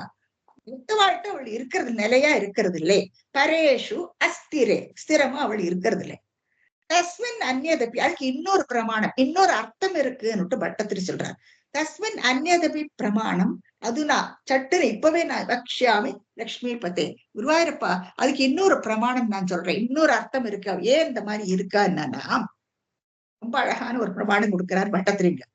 ஏ தியான குணாரு கீர்த்தன ரசாங்கிறார். பகவான் தியானம் பண்ணிட்டு எப்பவுமே கீர்த்தனம் பண்ணிட்டு நாம சங்கீர்த்தனம் பண்ணிட்டு பஜனை பண்ணிட்டு எப்ப பாரு அவரை சுத்தி ஒரு கூட்டம் இல்லையா? பகவானை சுத்தி எப்பவும் ஒரு கூட்டம். சோ தியான குணானு கீர்த்தன ரச, பகவானுடைய குணங்கள் இல்லையா? குண கணம்னு சொல்லுவா. கணம்னா கூட்டம், கூட்டம் குண குவியல் அவருக்கு எத்தனை குணங்கள், நல்ல குணங்கள் எல்லாம் இருக்கு. சோ அதே அவதாரங்கள் லீலை எத்தனை இருக்கு அவரோடது. அது எல்லாத்தையும் பாட்டாவும் ஸ்லோகமாவும் எப்பவும் எல்லாரும் சுத்தி நின்று அது பகவானை கூப்பிட்டுக்கிட்டே இருக்கா. சோ அதனால ஹே தியான குணானு கீர்த்தன ரசா, அந்த ரசத்துல மயங்கி ரசா சக்தாகி பக்தா ஜனாக, இந்த பக்தர் ஜனங்கள் எப்பவுமே அவரை சுத்தி மொச்சுக்கிட்டு இருக்கா இல்லையா? பாட்டு பாடிட்டும் அவருடைய குணங்கள் எல்லாம் சொல்லிட்டு எப்பவுமே அவர் கூடயே சுத்தி சுத்தி இருக்கா. தேஷு, அதனால ஏஷா வசதி ஸ்திரேவ, ஏஷான அந்த மகாலட்சுமி, தேஷு யாரு? இந்த பக்தர்கள், இந்த பக்தர்கள் கிட்ட ஸ்திரைவ ஸ்திரமா இருக்கலாம். எப்போ இந்த பக்தர்கள் எல்லாம் பகவானை சுத்தி இருக்கா இல்லையா? அப்போ அந்த பக்தர்கள் கிட்ட மகாலட்சுமி கூட இருக்கலாம். ஏன்னா மகாலட்சுமி மகா விஷ்ணு கிட்டே எப்பவுமே இருக்கா இல்லையா? மேல நீங்க படத்துல பாக்கலாம், மகாலட்சுமி எப்பவுமே அவ கூடயேதான் சுத்தின்னு இருக்கா. அப்போ பக்தர்கள் கூட்டமும் பகவானை சுத்தி எப்பவுமே இருந்துட்டு இருக்கு. அவ பகவானுடைய குணகணங்கள் எல்லாம் பாட்டு பாடிட்டே இருக்கா. அப்போ பகவானை பத்தி உயர்வா அவ சொல்லும் பொழுது அதை தத்தா பிரஸ்தாவ தத்தாதரா, பிரஸ்தாபிக்கும் பொழுது தன்னுடைய கணவனை பத்தி அப்படி புகழ்ச்சியா பேசும் பொழுது மகாலட்சுமிக்கு ரொம்ப சந்தோஷமாயிடும். அப்போ தன் கணவரை பத்தி எல்லாரும் உயர்வா பேசிக்கிறோம். நமக்கு அப்படித்தானே இல்லையா? இவருடைய ஹஸ்பண்ட் இத்தனை பெரிய போஸ்ட், அப்படி இருக்கா அப்படி இருக்கா, 4 பேர் பேசினா அதை கேட்கறதுக்கு நமக்கு ஏக சந்தோஷம். என் கணவனாயிட்டு இப்படி இருக்காருன்ற நம்மளும் சந்தோஷம். அதே மாதிரிதான் மகாலட்சுமி, அவளுக்கு பகவான குணகணங்கள் எல்லாரும் எடுத்து எடுத்து சொல்லும் பொழுது அவளுக்கு அத்தனை சந்தோஷமா. அப்ப அதனாலதானோ என்னமோ பக்தர்களுக்கு இப்போ ஒரு டபுள் பெனிஃபிட் பாருங்க. பகவானுடைய அந்த அவரை தியானம் பண்ணிட்டு கீர்த்தனை பண்ணிட்டு அவர் கூடயே இருக்கிறதுனால பகவானுடைய அனுகிரகம் கிடைக்கிறது, மகாலட்சுமியுடைய அனுகிரகமும் அவளுக்கு கிடைக்கிறது. பக்தர்களுக்கு மட்டும்தான், வேற யாருக்கும் கிடைக்காது. அதான் மத்த வாழ்க்கை அவள் நிறைய இருக்கிறது இல்லை. ஆனா பக்தர்கள் பகவானை சுத்தி இருக்கும் பொழுது அந்த பக்தர்களுக்கு இப்போ பகவானுடைய அனுகிரகமும் கிடைக்கும், மகாலட்சுமியுடைய அனுகிரகமும் கிடைக்கும். இது நமக்கு தெரியுது. அதான் ரொம்ப அழகா சொல்றாரு அவர். இன்னொரு பிரமாணம் கொடுக்கிறார் அவர். பக்தாஜனாக அவ எல்லாம் பகவான் கிட்டே எப்போ ஒட்டிக்கிண்டு அவரை பத்தி பாடிக்கிண்டு இருக்கிறதுனால வசதி ஸ்திரைவ, ஸ்திரமா அங்கேயே இருப்பாள், பகவான் கிட்டேயே இருக்காளாம் மகாலட்சுமி. தைத தன்னுடைய கணவனை பத்தி பிரஸ்தாவ தத்தாதரா, எல்லாரும் பிரஸ்தாவிக்கும் பொழுது சந்தோஷத்தோட அதை கேட்டுக்கிண்டு எப்பவுமே பகவான் கிட்டேயே இருக்காளாம் மகாலட்சுமி. இப்படி ஒரு பிரமாணத்தை கொடுக்கிறார் ஸ்ரீமன் பட்டத்திரி. அடுத்து பார்ப்போம். ஏவம் பூத மனோஜதானவசுதா நிஷ்யந்த சந்தோஹனோ த்வத்ரோபம் பரசித்ர சாயனமயோ சேதோஹரம் சுண்வதாம் சத்ய பிரேரயதே மதுமதயதே ரோமாஞ்சயத்தங்ககம் வியாசிஞ்சந்த்யபி சீத பாஷ்ப விசரே ஆனந்த மூர்ச்சோத்பவை. ரொம்ப அழகான ஒரு ஸ்லோகம். இப்போ ஏவம் பூத மனோஜதா இப்படி சொல்லிட்டே வராலே பகவானுடைய மாதுரியத்தை அழகை பத்தி இப்படி சொல்லி சொல்லி சொல்லி இது எல்லாத்தையும் அந்த பரமானந்தமான ஆனந்த ஸ்வரூபம் இருக்கு. ஏவம் பூத மனோஜதா, மனசை கவர்றது, அள்ளி பார்க்கணும்ட்டு நமக்கு துடிக்கிறோம் நம்ம இல்லையா? மனோஜதா நவ சுதாங்கிற புதிய அந்த அமிர்த தாரையாட்ட அவருடைய மேரி அத்தனை அழகு. எல்லாரும் அந்த குணங்களையும் கதைகளை எல்லாம் சொல்ல சொல்ல பாட பாட கேட்க கேட்க நமக்கு அது உத்வேகம் வருது நமக்குள்ள. நவசுதா நிஷ்யந்த சந்தோகம், அது பெருக்கெடுத்து ஓடுறதா, அந்த அமிர்தம் பெருக்கெடுத்து ஓடுறதான் இதெல்லாம் கேட்கும் பொழுதே. ரூபம் அப்பேற்பட்டதுதான் பகவானுடைய அந்த ரூபம் இல்லையா? ஏவம் பூத மனோஜதா, மனசை கவர்றது. அந்த நவசுதா அந்த புதிய அமிர்தம், இந்த அமிர்தம் போன்ற அந்த அமிர்தத்தை பொழியறதாம் அவருடைய அந்த ஸ்வரூபம். சோ துவத் ரூபம் அது எப்படின்னா பரசித் ரசாய நமயங்கிற இது ஒரு கெமிஸ்ட்ரி பாருங்க, ரசாயனம். அதாவது பகவானுடைய பரச்சித்து, அதாவது பகவானுடைய சிதானந்த ரூபம், அது ஞானஸ்வரூபம், நித்தியஸ்வரூபம், நித்தியம் ஆனந்தம் என்னெல்லாம் வேதம் சொல்றது இல்லையா? அப்போ அப்பேற்பட்ட அந்த பரச்சித் ரசாய நமயம் சேதோகரம், மனசு அப்படியே அந்த சித் ஸ்வரூபம் இருக்கு இல்லையா, மனசை கவர்றது. சேதக ஹரம், மனசை அப்படியே கவர்ந்து விடுறதாம் சேதோகரம். அதே மாதிரி ஸ்ருண்வதாம், கேட்கிறோம் இல்லையா, பகவானுடைய குணங்களை எல்லாத்தையும் கேட்டு இருக்கோம். ஸ்ருண்வதாம் சத்யக பிரேரையதே, அதாவது அந்த குணங்கணங்கள்ல அந்த கேட்க கேட்க கேட்க அவருடைய கல்யாண குணங்களை எல்லாம் கேட்கும் பொழுது பிரேரையத்தை, இன்னும் கேட்கலாம் இன்னும் கேட்கணும்ட்டு நம்ம மனசு ரொம்பவுமே துடிக்கிறது. இப்போ வந்து பாகவதத்தை சொல்லும் பொழுது சுகாச்சாரியார் பரீட்சித்து கேட்டு இருக்கார். பரீட்சத்துக்கு சாபம். அப்போ அந்த கதைகளை வந்து பாருங்க, நம்ம எல்லாம் 2 மணிக்கூர் உட்கார்ந்து கேட்கறதுக்கு உங்களுக்கு வந்து சங்கடமா இருக்கு. ஆனா பரீட்சித்து 6 நாளைக்கு விடாதிக்கு அந்த பகவானுடைய கல்யாண குணங்களை எல்லாம் கேட்டு கேட்டு கேட்டு கேள்வி கேட்டு தொலைச்சு தொலைச்சு கேட்டுக்கிறாரு. அவர் என்ன நடந்தது, என்ன அவதாரம் எல்லாத்தையும் அப்போ அவருக்கு அப்ப என்ன, அந்த பகவானுடைய அந்த குணகணங்கள் எல்லாம் கேட்கும் கேட்கும் தோறும் கண்டிப்பாக அது மனசுக்குள்ள ஒரு உற்சாகத்தை ஏற்படுத்துறது. அதுதான் சால்வேஷன், மோட்சத்தையும் கொடுக்கும். விடாமைக்கு அந்த கங்கைக்கரைக்கு பக்கத்துல உட்கார்ந்துன்னு கேட்கிறார். கண்டினியூஸா இஸ் ஹியரிங், மோட்சம் கிடைக்கிறதுன்னு பாக்குறோம். சோ அந்த ஒரு உத்வேகம் வருது இல்லையா? அதனாலதான் ஏவம் பூத மனோக்கியதா நவசுதா நிஷந்த சந்தோகனம் ரூபம் பரச்சித் ரசாயனமயம் சேதோஹரம், மனசை அப்படியே கவர்றது. அப்போ அதுக்கு அந்த கவரும் பொழுது கேட்கறதுக்கு சத்திய பிரேரையத்தே, இன்னும் கேட்கணும் கேட்கணும் கேட்கணும்னுட்டு நமக்கு இந்த உத்வேகம் வருது நமக்குள்ள. மதிம் மனசு, மதிம்னா மனசு, மதிம் பகவானுடைய நம்ம மனசு பகவானுடைய அந்த கல்யாண குணங்களை இன்னும் இன்னும் கேட்கணும் கேட்கணும் கேட்கணும் துடிக்கிறது. சோ சத்திய பிரேரியத்தே மதிம் மதயத்தே, அதே சமயத்துல அந்த கல்யாண குணங்களை எல்லாம் கேட்கும் பொழுதும் அந்த பஜனை எல்லாம் பண்ணும் பொழுது உச்சகட்டத்துக்கு போகும் பொழுது நமக்கு மதயத்தை, we are intoxicated. இந்த படத்துல நீங்க பார்க்கலாம், பகவானுடைய அந்த குணங்களை எல்லாம் அவ பாட்டு பாடிட்டு போகும்போது நாமசங்கீர்த்தனம் எல்லாம் பண்ணும் பொழுது தே ஆர் ஆல்மோஸ்ட் இன்டாக்சிகேட், கள்ள குடிச்சவங்க மாதிரி ஆயிடுறா. அவளுக்கு சிரிப்பா அழுவா கர்ஜிப்பா எல்லாம் பண்ணுவா. அப்போ அவளுக்கு அப்படி ஒரு சந்தோஷம் இந்த மேல இந்த படத்துல பார்க்கலாம் இல்லையா? இந்த ஃபார்ம் அவருடைய அத்தனை அழகான ஸ்வரூபம் அது மனசை கவர்றது. அப்போ அதை பார்க்கறது அவளுக்கு பிரேரையத்தை கேட்கணும்னு ஒரு ஆசை, மதயத்தை இன்டாக்சிகேட்டட். அட் சேம் டைம் அவளுக்கு அதை கேட்டு கேட்டு கேட்டு அப்படியே மதி மயங்கி போயிடுறாளாம். சோ மதி ஒரு ஒரு சப்ஜெக்ட், லெப்ட் சைட்ல பிரேரையத்தைங்கிறார். மனசு கேட்கணும் கேட்கணும்னு துடிக்கிறது. மதியம் மதையத்தே, மனசு வந்து இன்டாக்சிகேட் ஆயிடுறது இல்லையா? இது நீங்க பார்க்கல, அவர் இன்டாக்சிகேட் ஆகி ஒரு பாட்டுக்கு பகவானை பார்த்து அப்படியே மயங்கி மயங்கின அந்த இதை பார்க்கலாம், அந்த சீனை நீங்க பார்க்கலாம். சோ மதிம் பிரேரையத்தே மதிம் மதயத்தே, இதெல்லாம் ஒரு கிரந்தத்துக்குள்ள லட்சணங்களாக்கும். இந்த கிராமர் எழுதும் பொழுது இந்த மாதிரி லட்சணம், ஒரு சப்ஜெக்ட் 2 வர்ப, அந்த 2 வர்ப போட்டிருக்க அது ஒரு சப்ஜெக்டுக்கு. மதிம் பிரேரையத்தே மதிம் மதயத்தே.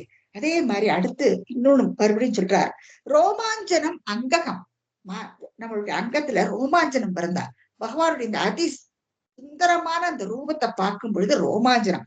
சோ ரோமாஞ்சயத் அங்ககம், ரோமாஞ்சயதி அங்ககம், கூஸ் பிம்பிள்ஸ் வரதான் பகவானை பார்த்த உடனே. கீழே அந்த பிக்சர்ல பார்க்கலாம், பகவானுடைய இந்த அழகிய சுரூபத்தை பார்த்த உடனே அப்படியே கூஸ் பிம்பிள்ஸ் வந்து ஆறு வாயை குழந்து பாக்குறா இல்லையா? அப்படி என்ன பண்ணன்னு தெரியல, கூஸ் பிம்பிள்ஸ். அதான் ரோமாஞ்சயதி அங்ககம் வியாசிஞ்சயதி, கண்ணுல இருந்து ஜலம் வருது பாருங்க, ஆனந்த கண்ணீர் வருது கண்ணுல இருந்து. அப்போ வியாசிஞ்சயதி வியாசிஞ்சதி அப்படி.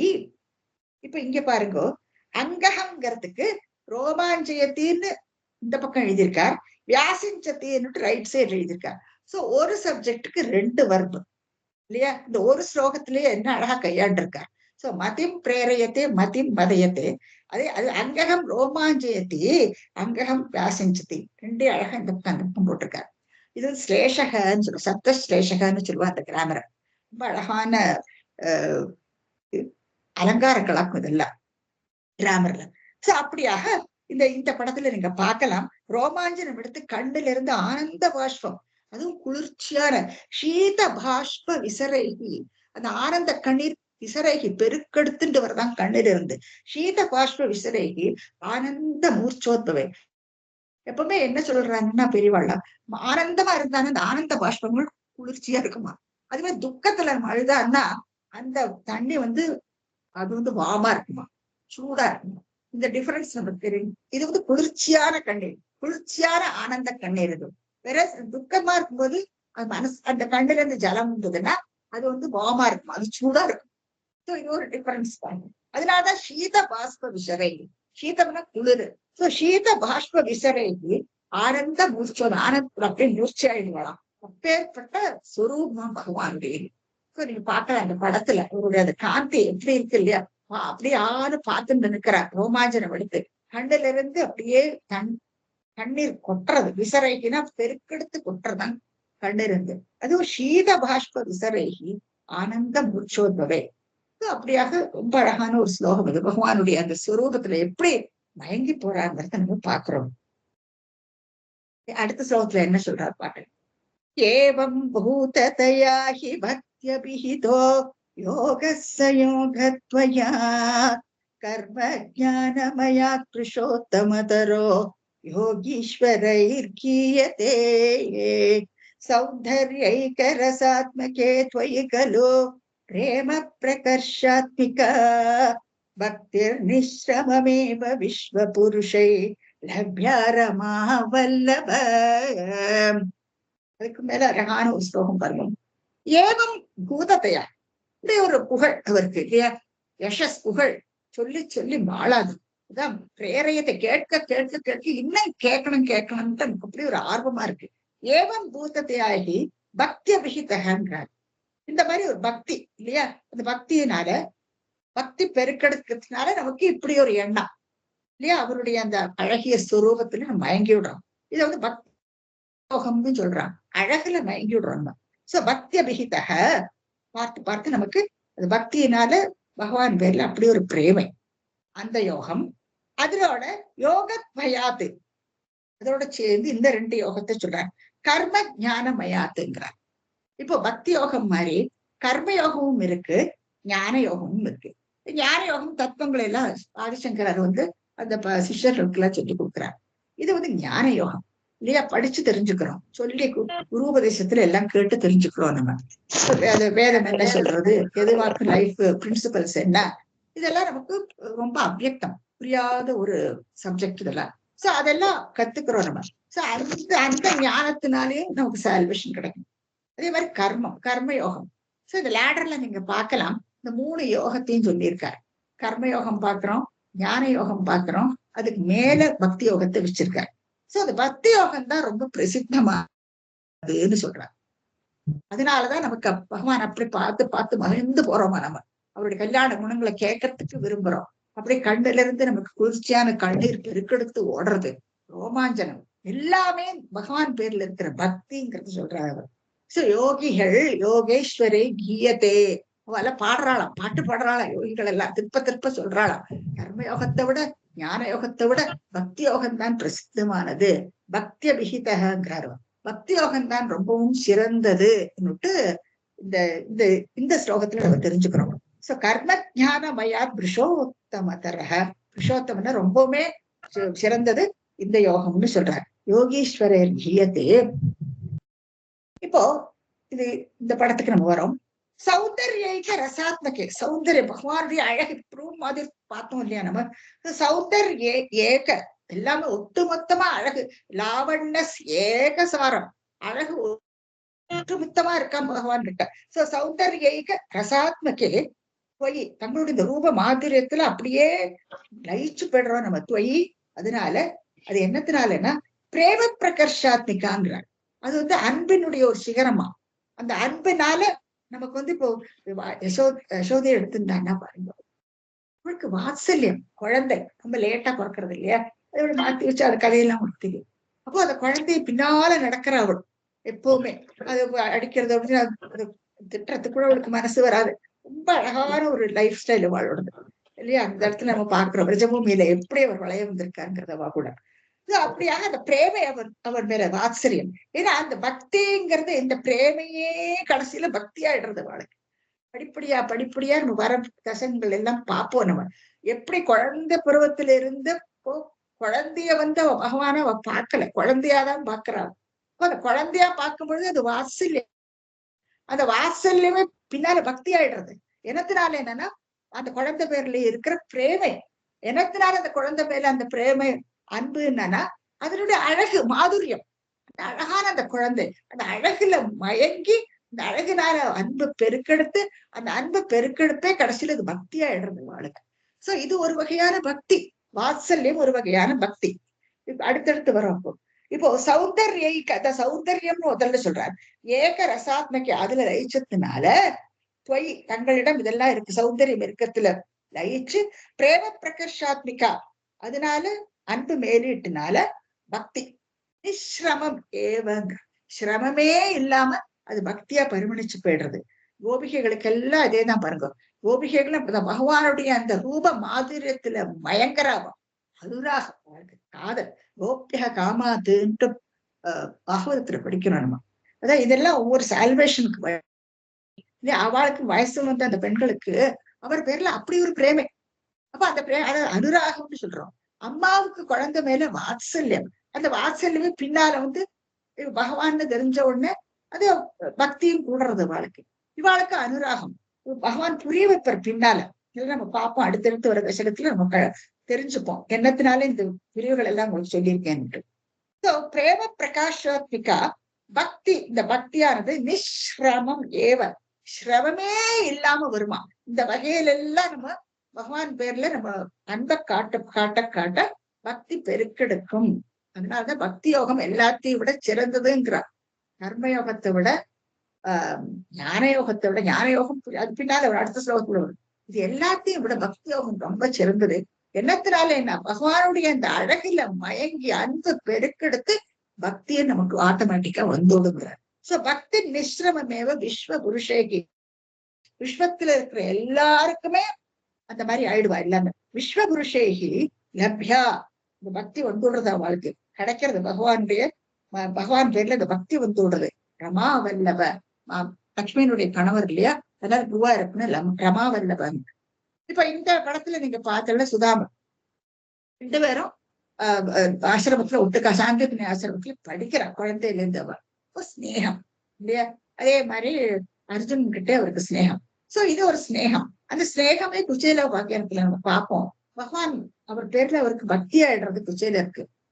அதே நம்ம பின்னால பார்ப்போம். சோ ஸ்னேகம் அதுவும் ஒரு வகையான இந்த க்ளோஸ்னஸ்ல இன்டிமசி. இவ்வளவு அன்பர்களா ஒட்டுக்க இருக்கா. அவருக்கும் தெரியாது இல்லையா பகவானாக்குன்ட்டு தெரியாது. அப்புறம் துவாரகையில போயிட்டு இருந்த பின்னதான் அப்பதான் பகவான்னு அவளுக்கு தெரியுது. அப்புறம் போறாரு அவர் குச்சேரோ பாக்கியத்துல அது படிப்போம். சோ அப்படியாக ஸ்னேகம். இன்னொன்னு மீராபா எடுத்துட்டேன்னா அவளுக்கும் பகவான் பேர்ல பக்தி அவளுக்கு. சோ இந்த மாதிரி பக்தி யோகம் வந்து ரொம்பவுமே நிஸ்சிரமம், சிரமமே இல்லாதக்கு கிடைக்கும் பக்தி யோகம். என்னத்தினான இது அவருடைய சௌந்தர்யம். அந்த சௌந்தர்யத்தினால பிரேமை உண்டாருது, அதனால பக்தி கிடைக்கிறது. சோ சிரமமே இல்லாதக்கு பக்தி யோகத்துல நம்ம பகவான லப்யா, பகவான் அடையலாம் அப்படின்னுட்டு யோகீஸ்வரர் ஈயதே, யோகிகள் எல்லாம் சொல்றான்னுட்டு பட்டத்துல ரொம்ப அழகா சொல்லிருக்கு. அதாவது கரிகாலத்துல பாருங்க பக்தி தான், எல்லாருக்குமே பக்தி தான். ஏன்னா நம்ம கர்மயோகிகள் கர்மம் எல்லாம் பண்ணிட்டுதான் இருக்கும். அடுத்தடுத்து வரும் பாருங்க. ஆனா ஞானம்ங்கிறது ரொம்ப கஷ்டம். அதே நம்ம பார்ப்போம் அடுத்தடுத்து வர ஸ்லோகத்துல. ஆனா இது எல்லாத்தையும் விட சிறந்தது எது என்னன்னா பக்தி யோகம். அது என்னது வாத்சல்யத்தினாலேயும் அனுராகத்தினாலேயும் ஸ்நேகத்தினாலேயும் பக்தியினாலேயும் இந்த பக்தியை நம்ம வந்து பகவான் கிட்ட வளர்த்துக்கலாம்னு ரொம்ப அழகா சொல்லியிருக்காரு இந்த ஸ்லோகத்தில். சுலபமா பகவான் அடையிற வழி.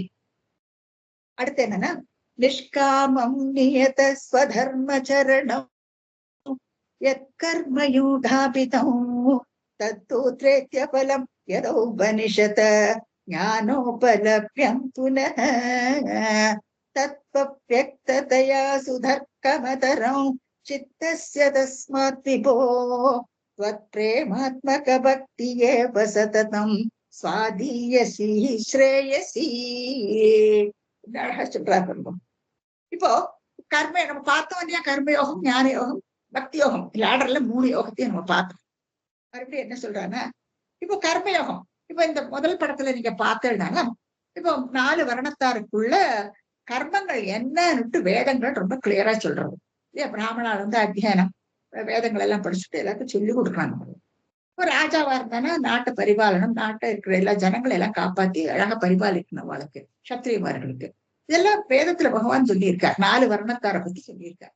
வைசியாள் அவ பிசினஸ் வளர்க்கலாம். அதே மாதிரி சூத்ராள் ஹார்ட் ஒர்க் பண்ணுவா ஃபீல்ட்ல எல்லாம். சரி, அவ வாழ்க்கைன்னுட்டு சூத்திரத்துல எல்லாம் நீங்க படிக்கலாம். 4 பேருக்கு இந்த ஸ்வதர்மத்தை விளக்கியிருக்காங்க. அதுதான் நியத நியமிக்கப்பட்ட ஸ்வதர்மம். அதுல இருந்து அந்த தர்மத்தை அவ கடைபிடிக்கணும்னு பகவத்கீதையிலும் சொல்றார் பகவான். அந்த கர்ம யோகம்னு பண்றோம் இல்லையா, அது நிஷ்காமம்ன்றார். அதாவது நம்ம கர்ம யோகத்தை ஒரு பலனை கருதி நம்ம செய்யக்கூடாது இல்லையா? பிரம்மச்சாரிகள் வேதங்கள் எல்லாம் கத்துட்டானா அதனால அவன் கமர்ஷியல் ஆயிடக்கூடாது. அதைத்தான் சொல்றாரு. அப்போ அதை எல்லாருக்கும் சொல்லி கொடுக்கணும். அந்த நியமங்கள் அனுஷ்டானங்கள் எல்லாம் எத்தனையோ இருக்கு, அதெல்லாம் சொல்லணும். பணமும் காசெல்லாம் எப்பவுமே வரும். ஆனா அதை கமர்ஷியல் ஆக்கிக்க கூடாது. ஆனா அவாவா சொல்றதுக்குள்ள பலன் கண்டிப்பா கிடைக்கும். கீதையில சொல்ற மாதிரி நம்ம என்ன பண்றோமோ அதுக்குள்ள பலன் கண்டிப்பா நமக்கு கிடைக்கும். ஹார்டு ஒர்க் பண்ணினேன்னு வச்சுக்கோ, அது காமி கர்மாவாக இருந்தாலும் பலன் உண்டு, நிஷ்காம கர்மாவா இருந்தாலும் அதிக பலன். அது நம்ம கீதையிலேயே சொல்லியிருக்கேன். காமிய கர்மாவா இருக்கும்போது நம்ம என்ன இஷ்டப்பட்டோமோ அது நமக்கு கிடைக்கும் இல்லையா? அப்போ என்ன ஆகும்னா, அது இஷ்டப்பட்டது கிடைச்சாலும் அதை அனுபவிக்கிறோம்.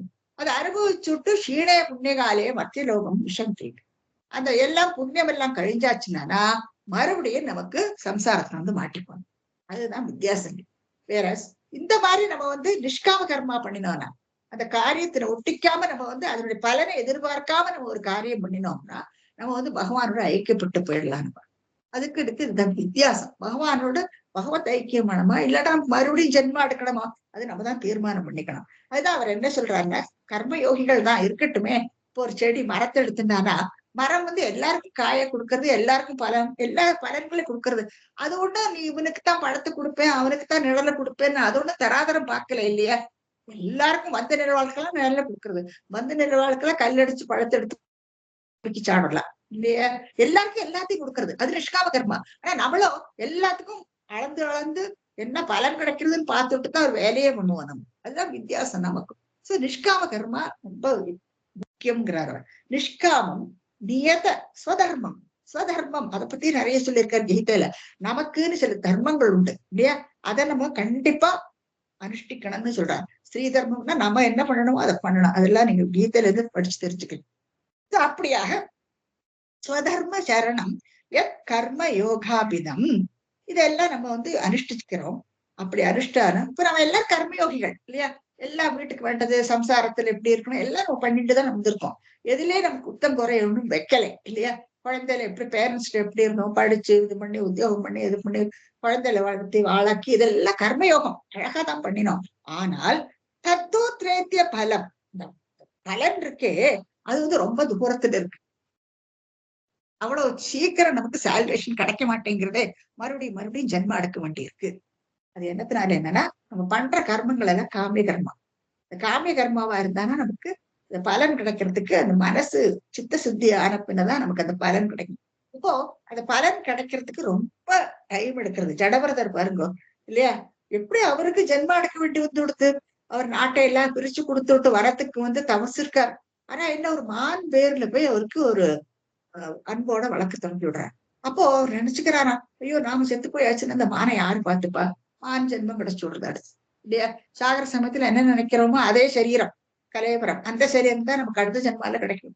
பாவம் அவருக்கு அந்த மான் ஜென்மாவையும் கழிச்சுட்டு அதுக்கப்புறம் ஒரு பிராமணனா பிறந்து அதுக்கப்புறம் தான் அவருக்கு சால்வேஷன் கிடைக்கிறது.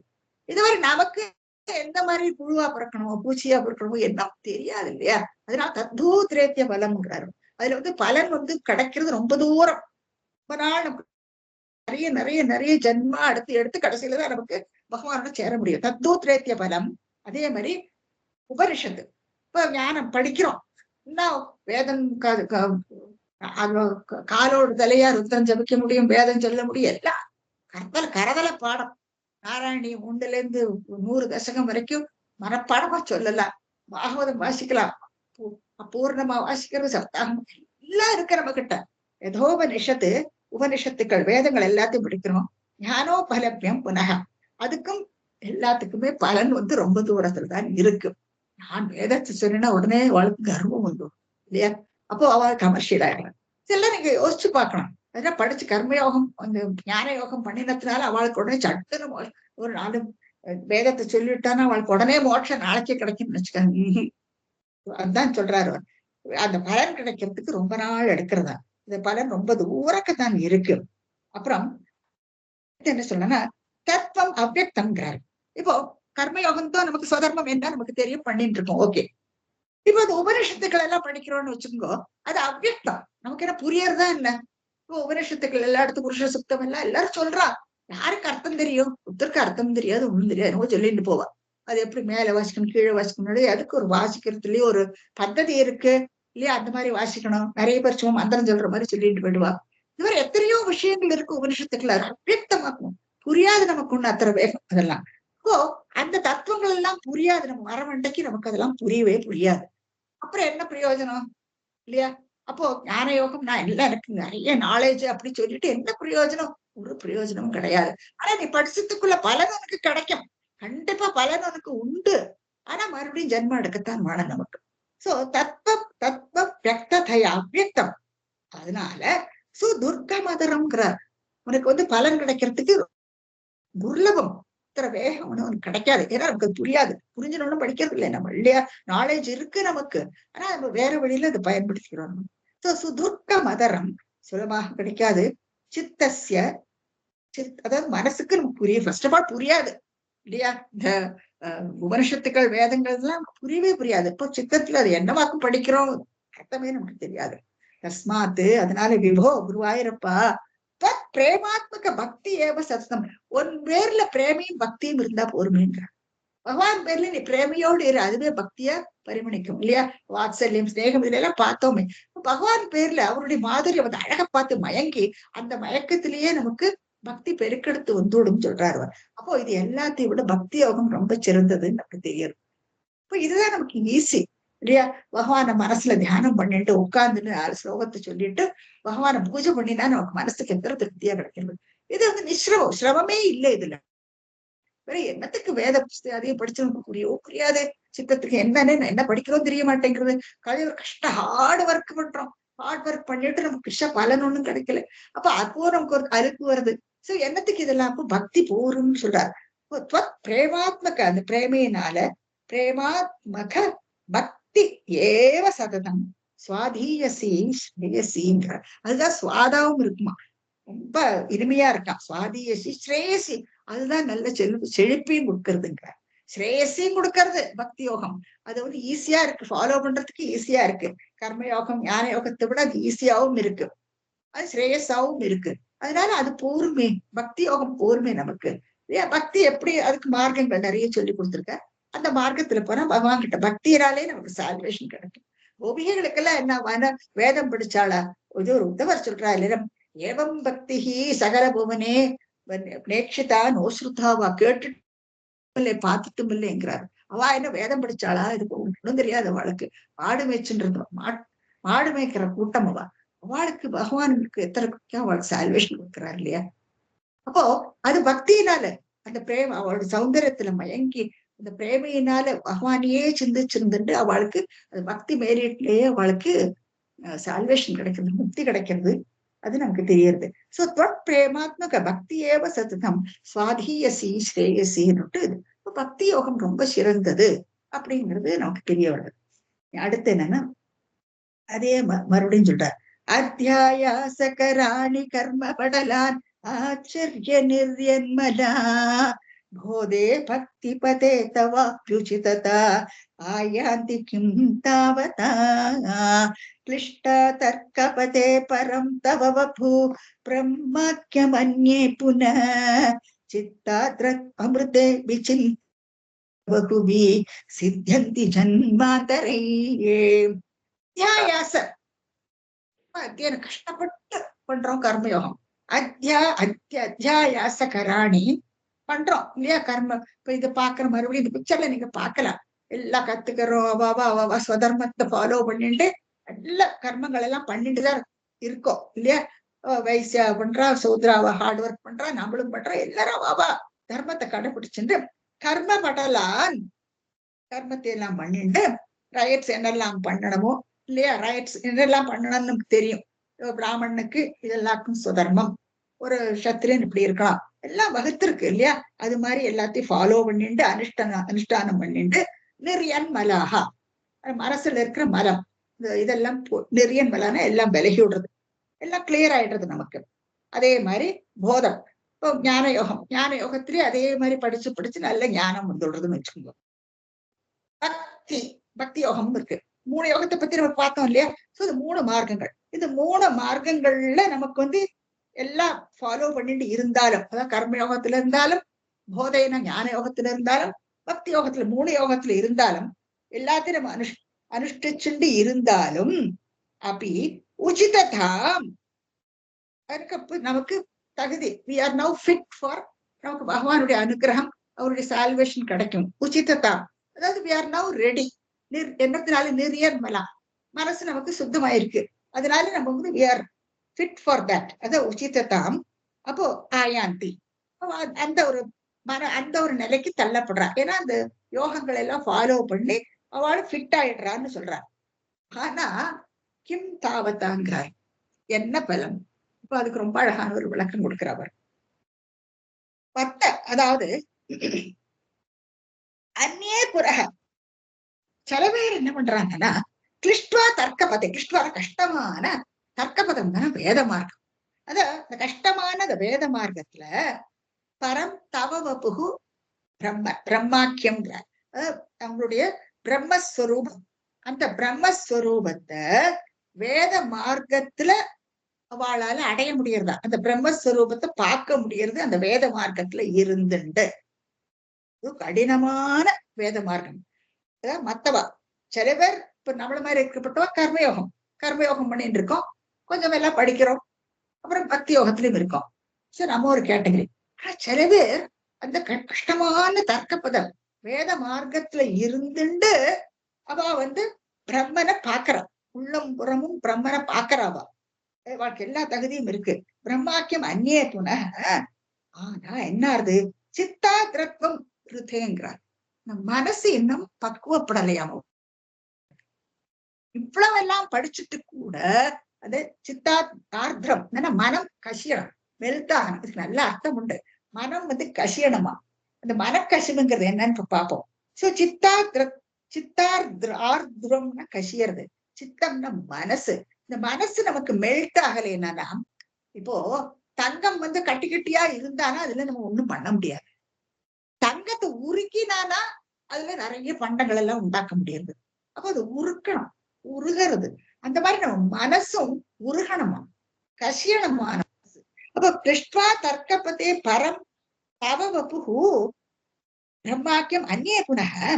ஆனால் சித்தாத்திரம் ருதே, மனசு இன்னும் அவளுக்கு மெல்ட் அப்போ விசித்திய பகுவி, ரொம்பவுமே விசித்திய என்னன்னா தியானம் பண்ணினாலும், பகவானை குறிச்சு தியானம் பண்ணினாலும், பகுபி ரொம்பவுமே, அப்போ கூட சித்தியந்தி ஜன்மாந்தரை, ரொம்ப ஜன்மாவுக்கு அப்புறம் தான் அவளுக்கு சால்வேஷன் கிடைக்கிறதே சொல்றேன். இப்போ எந்த யோகத்துல இருந்தாலும் இந்த கஷ்டம் இருக்குங்கிறது நமக்கு புரியுது. இப்போ இதுக்கு என்ன இந்த சித்தா ஆர்திரம் ரித்தம் ரித்தேன்னு சொல்றாங்களே, இது என்ன வாக்கம் பார்க்கணும், இந்த மனசு எப்படி கசியணும். இப்ப இதுக்கு நிறைய உதாரணங்கள் நாங்க கொடுத்துருக்கோம். இப்ப மனசுக்குள்ள நமக்கு லஸ்ட், காமம் இருக்கு இல்லையா. இப்ப புரூரவஸ் பத்தி அயில கீதம்னு நம்ம படிப்போம், நம்ம பின்னால 96ஆம் தசகத்துல வருது, அந்த டீட்டெயில்டா பார்ப்போம். இந்த புரூரவஸ் அவன் ராஜா, ரொம்ப நல்லவன், அழகான பரிவாரணம் எல்லாம் பண்ணிட்டு இருக்கான். ஆனா இது என்ன ஒரு தப்புடினான், ஊர்வசி பேர்ல அவருக்கு காமம். அப்போ என்ன பண்றான்னா அவனுடைய நேரத்தை எல்லாம் அவளோட அந்த சுகத்தை அனுபவிக்கிறதுலயே தன்னுடைய நேரத்தை கழிச்சு விடுறாங்க. அப்புறம் தான் அவன் ரியலைஸ் பண்ணி, நான் எத்தனை காலத்தை நம்ம வீணடிச்சுட்டோமேன்னுட்டு அப்புறம் தான் அவனுக்கு மனசு கனியறது. இப்போ எத்தனை டைம் வேஸ்ட் ஆயிருக்கு இல்லையா. நம்ம சொல்றோம் ஓ இட் இஸ் டூ லேட் அப்படின்னு சொல்றோம். அந்த மாதிரி அவனுக்கு எல்லாம் ரொம்ப நேரம் கடந்து போயிடுறது, அந்த மாதிரி காமத்துல இருந்ததுனால. இது அயில கீதம்னுட்டு பாகவதத்துல படிப்போம் நம்ம. அயிலம்னா இளவம், அந்த இளாக்கும் சந்திரனுக்கும் பிறந்தவனாக பூரவசு, நல்லா இருக்கும். பின்னால் நான் உங்களுக்கு சொல்றேன் பத்தியில. இந்த புரூரவசுக்கு காமம். அப்ப அதனால அவனுக்கு வந்து அத்தனை சீக்கிரம் அந்த மனசு கனிய மாட்டேங்கிறது. நம்மகிட்ட நமக்கு இருக்கு இல்லையா அந்த காமம். இந்த காமத்தினால நமக்கு அத்தனை வேகம் அதுல இருந்து விடுபடணும் நம்ம. விடுபட்டு விடணும் நம்ம. எல்லாத்துக்குமே ஒரு புல் ஸ்டாப் வைக்கணும். அது அது அதுல வந்து தவறி விடுறான். அதுலயே நம்முடைய காலத்து நல்ல காலங்கள் எல்லாம் அப்படியே கழிச்சுக்கிறாங்க. குரோதம், தர்மம், துர்வாசரை பாருங்க. பேரே துர்வாசர். ஞானம். அப்படி ஒரு அவளுக்கு இருக்கிற ஞானம் யாருக்குமே கிடையாது. அப்படி ஒரு ஞானம் அவருக்கு. ஆனா என்ன மூக்குக்கு மேல கோபம் அவருக்கு. அப்போ நம்ம பாக்குறோம் இல்லையா அந்த துவாதச ஏகாதசி விரதம் இருக்கார் அவர். விரதம் இருந்துட்டு அவர் வந்து என்ன பண்றார், வேணும்னே லேட்டா போறார் சாப்பிடறதுக்கு. அப்ப அந்த சரித்திரத்துல நீங்க பாப்பேன் அவர் அது துவாதச அந்த பேரு என்ன மறந்து எடுத்ததுக்குள்ள. அப்போ அது மாதிரி இப்ப அது மாதிரி பண்ணும் பொழுது இவர் லேட்டா போகும்பொழுது அவர் வந்து அந்த சரத்தை கொடுத்துட்டு பாரணை பண்ணி விடுறார். கோவம் வந்துட்டு இவர் வந்து கிருத்தியை ஏவுறார் அவர். கிருத்தியை ஏவின உடனே அது கிருத்தியை வந்து சுதர்சன சக்கரம் இருக்கு இல்லையா, அந்த சக்கரம் வந்து அந்த கிருத்தியை அழிச்சுட்டு இவர் பின்னாலேயே ஓடிட்டு வருது. அப்புறம் கடைசியில இவர் வந்து பிரம்மா கிட்ட போறார், சிவன் கிட்ட போறார், எல்லாரும் கையை விரிச்சு விடுறார். நீ வைகுண்ட மூர்த்தி போய் பாருங்கிற விஷ்ணு கிட்ட போறார். அவர் என்ன சொல்றாரு, நீ அவருடைய ராஜாவுடைய காலிலேயே போய் விழுந்து விழுந்து விடுறாரு. அம்பரீஷ சரித்திரமா போயிடும். சோ அம்பரீஷனுடைய காலில் போய் விழுந்து விடுங்கிறார். அம்பரீஷனுக்கு அப்படி ஒரு பக்தி. இவரும் ஒரு ஞானி. அப்போ அவர் சொல்றார், நான் பக்தர்களையாக்கு ரொம்ப மெச்சிக்கிறேன். சோ ஞானத்தை விட பக்தி தான் மேலுன்னு பகவானே சொல்றார் இங்க. அப்ப இவர் என்ன கடைசியில வந்து அம்பரீஷனோட காலில் வந்து விழறார் துர்வாசர் இல்லையா. அப்போ ஞானத்தை விட பக்தி வசந்ததுன்னு நம்ம அதுல இருந்து தெரிஞ்சுக்கிறோம். சோ அந்த மாதிரி குரோதமும் நம்ம கிட்ட இருக்கு. அது ஒரு கெட்ட குணம். இப்ப அதுல இருந்து நம்ம விடுபடணும். அதே மாதிரி கீழே நீங்க பார்த்தேன்னா பலி, மகாபலி வந்து அவனுக்கு வந்து மத பிரைட் இல்லையா.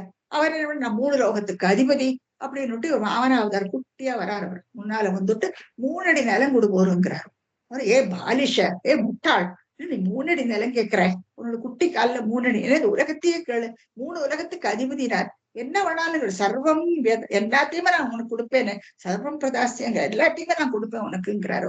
நிஜமாவே எல்லாத்தையும் கொடுக்க வேண்டி வந்துடுறது. அப்படியாக அது பிரைடு, ஒரு கர்வத்தை அடக்கிறார். பிரம்மாவுடைய கர்வத்தை அடக்கிறார். சோ இதுவும் நமக்குள்ள இருக்கு. இதெல்லாம் பாருங்க, இந்த துர்குணங்கள் எல்லாம் அழுக்காட்ட நம்ம மனசுக்குள்ள இருக்கு.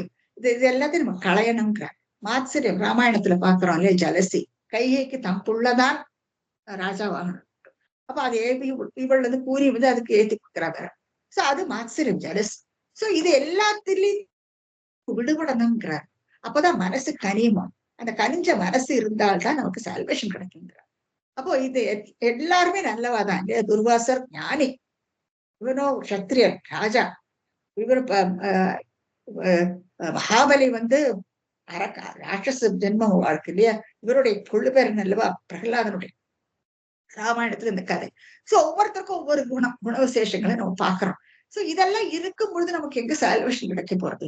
அப்போ அதனாலதான் சொல்றாரு, பகுபிகி சித்தியந்தி ஜன்மாந்தரை, எத்தனையோ ஜென்மங்கள் எடுத்துட்டு மனசு கனிஞ்சு வரும் பொழுதுதான் சால்வேஷன் கிடைக்கும்.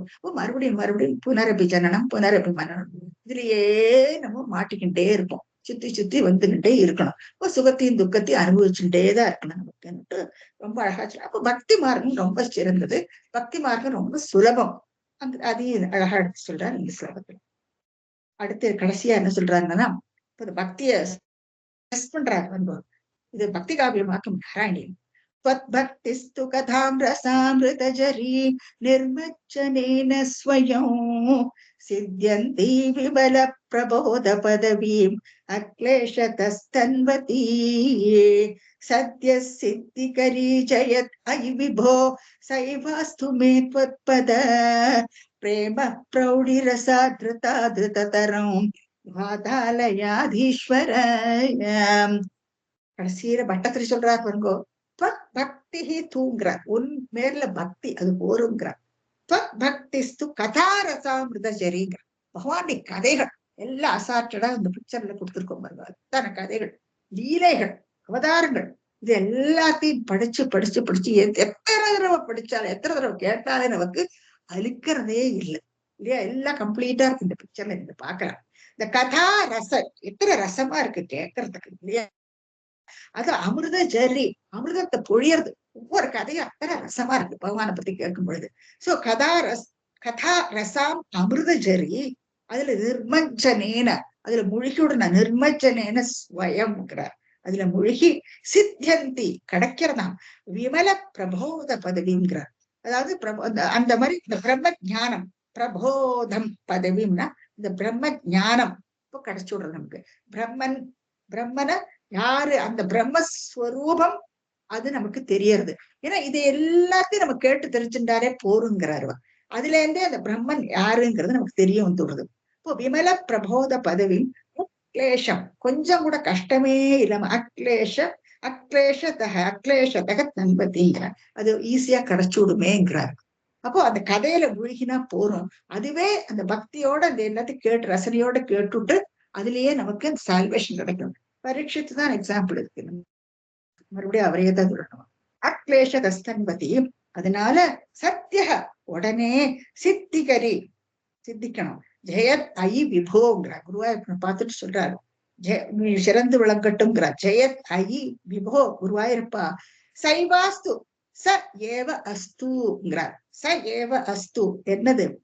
உன்னுடைய பாதங்களை பத உன்னுடைய பாதங்கள்ல பிரேம பிரௌடி ரசார்த்ததாங்கிறார்.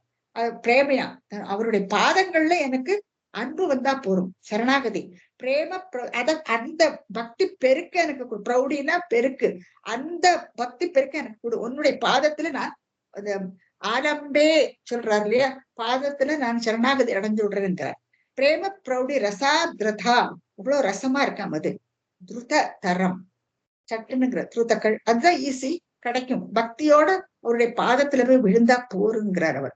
அப்போ ச ஏவ அஸ்து அதுவே எனக்கு அந்த பக்தி பெருக்க எனக்கு குடு போரும் அப்படின்னு பட்டத்தில் சொல்றாரு. என்னத்தினால அப்படி சொல்றாருன்னா அவருக்கோ வாதனம் இல்லையா. அவருக்கு இந்த மாதிரி கர்மயோகத்தில் எடுத்தனா அந்த மாதிரி கஷ்டமான வேலைகள் எல்லாம் அவரால் செய்ய முடியாது.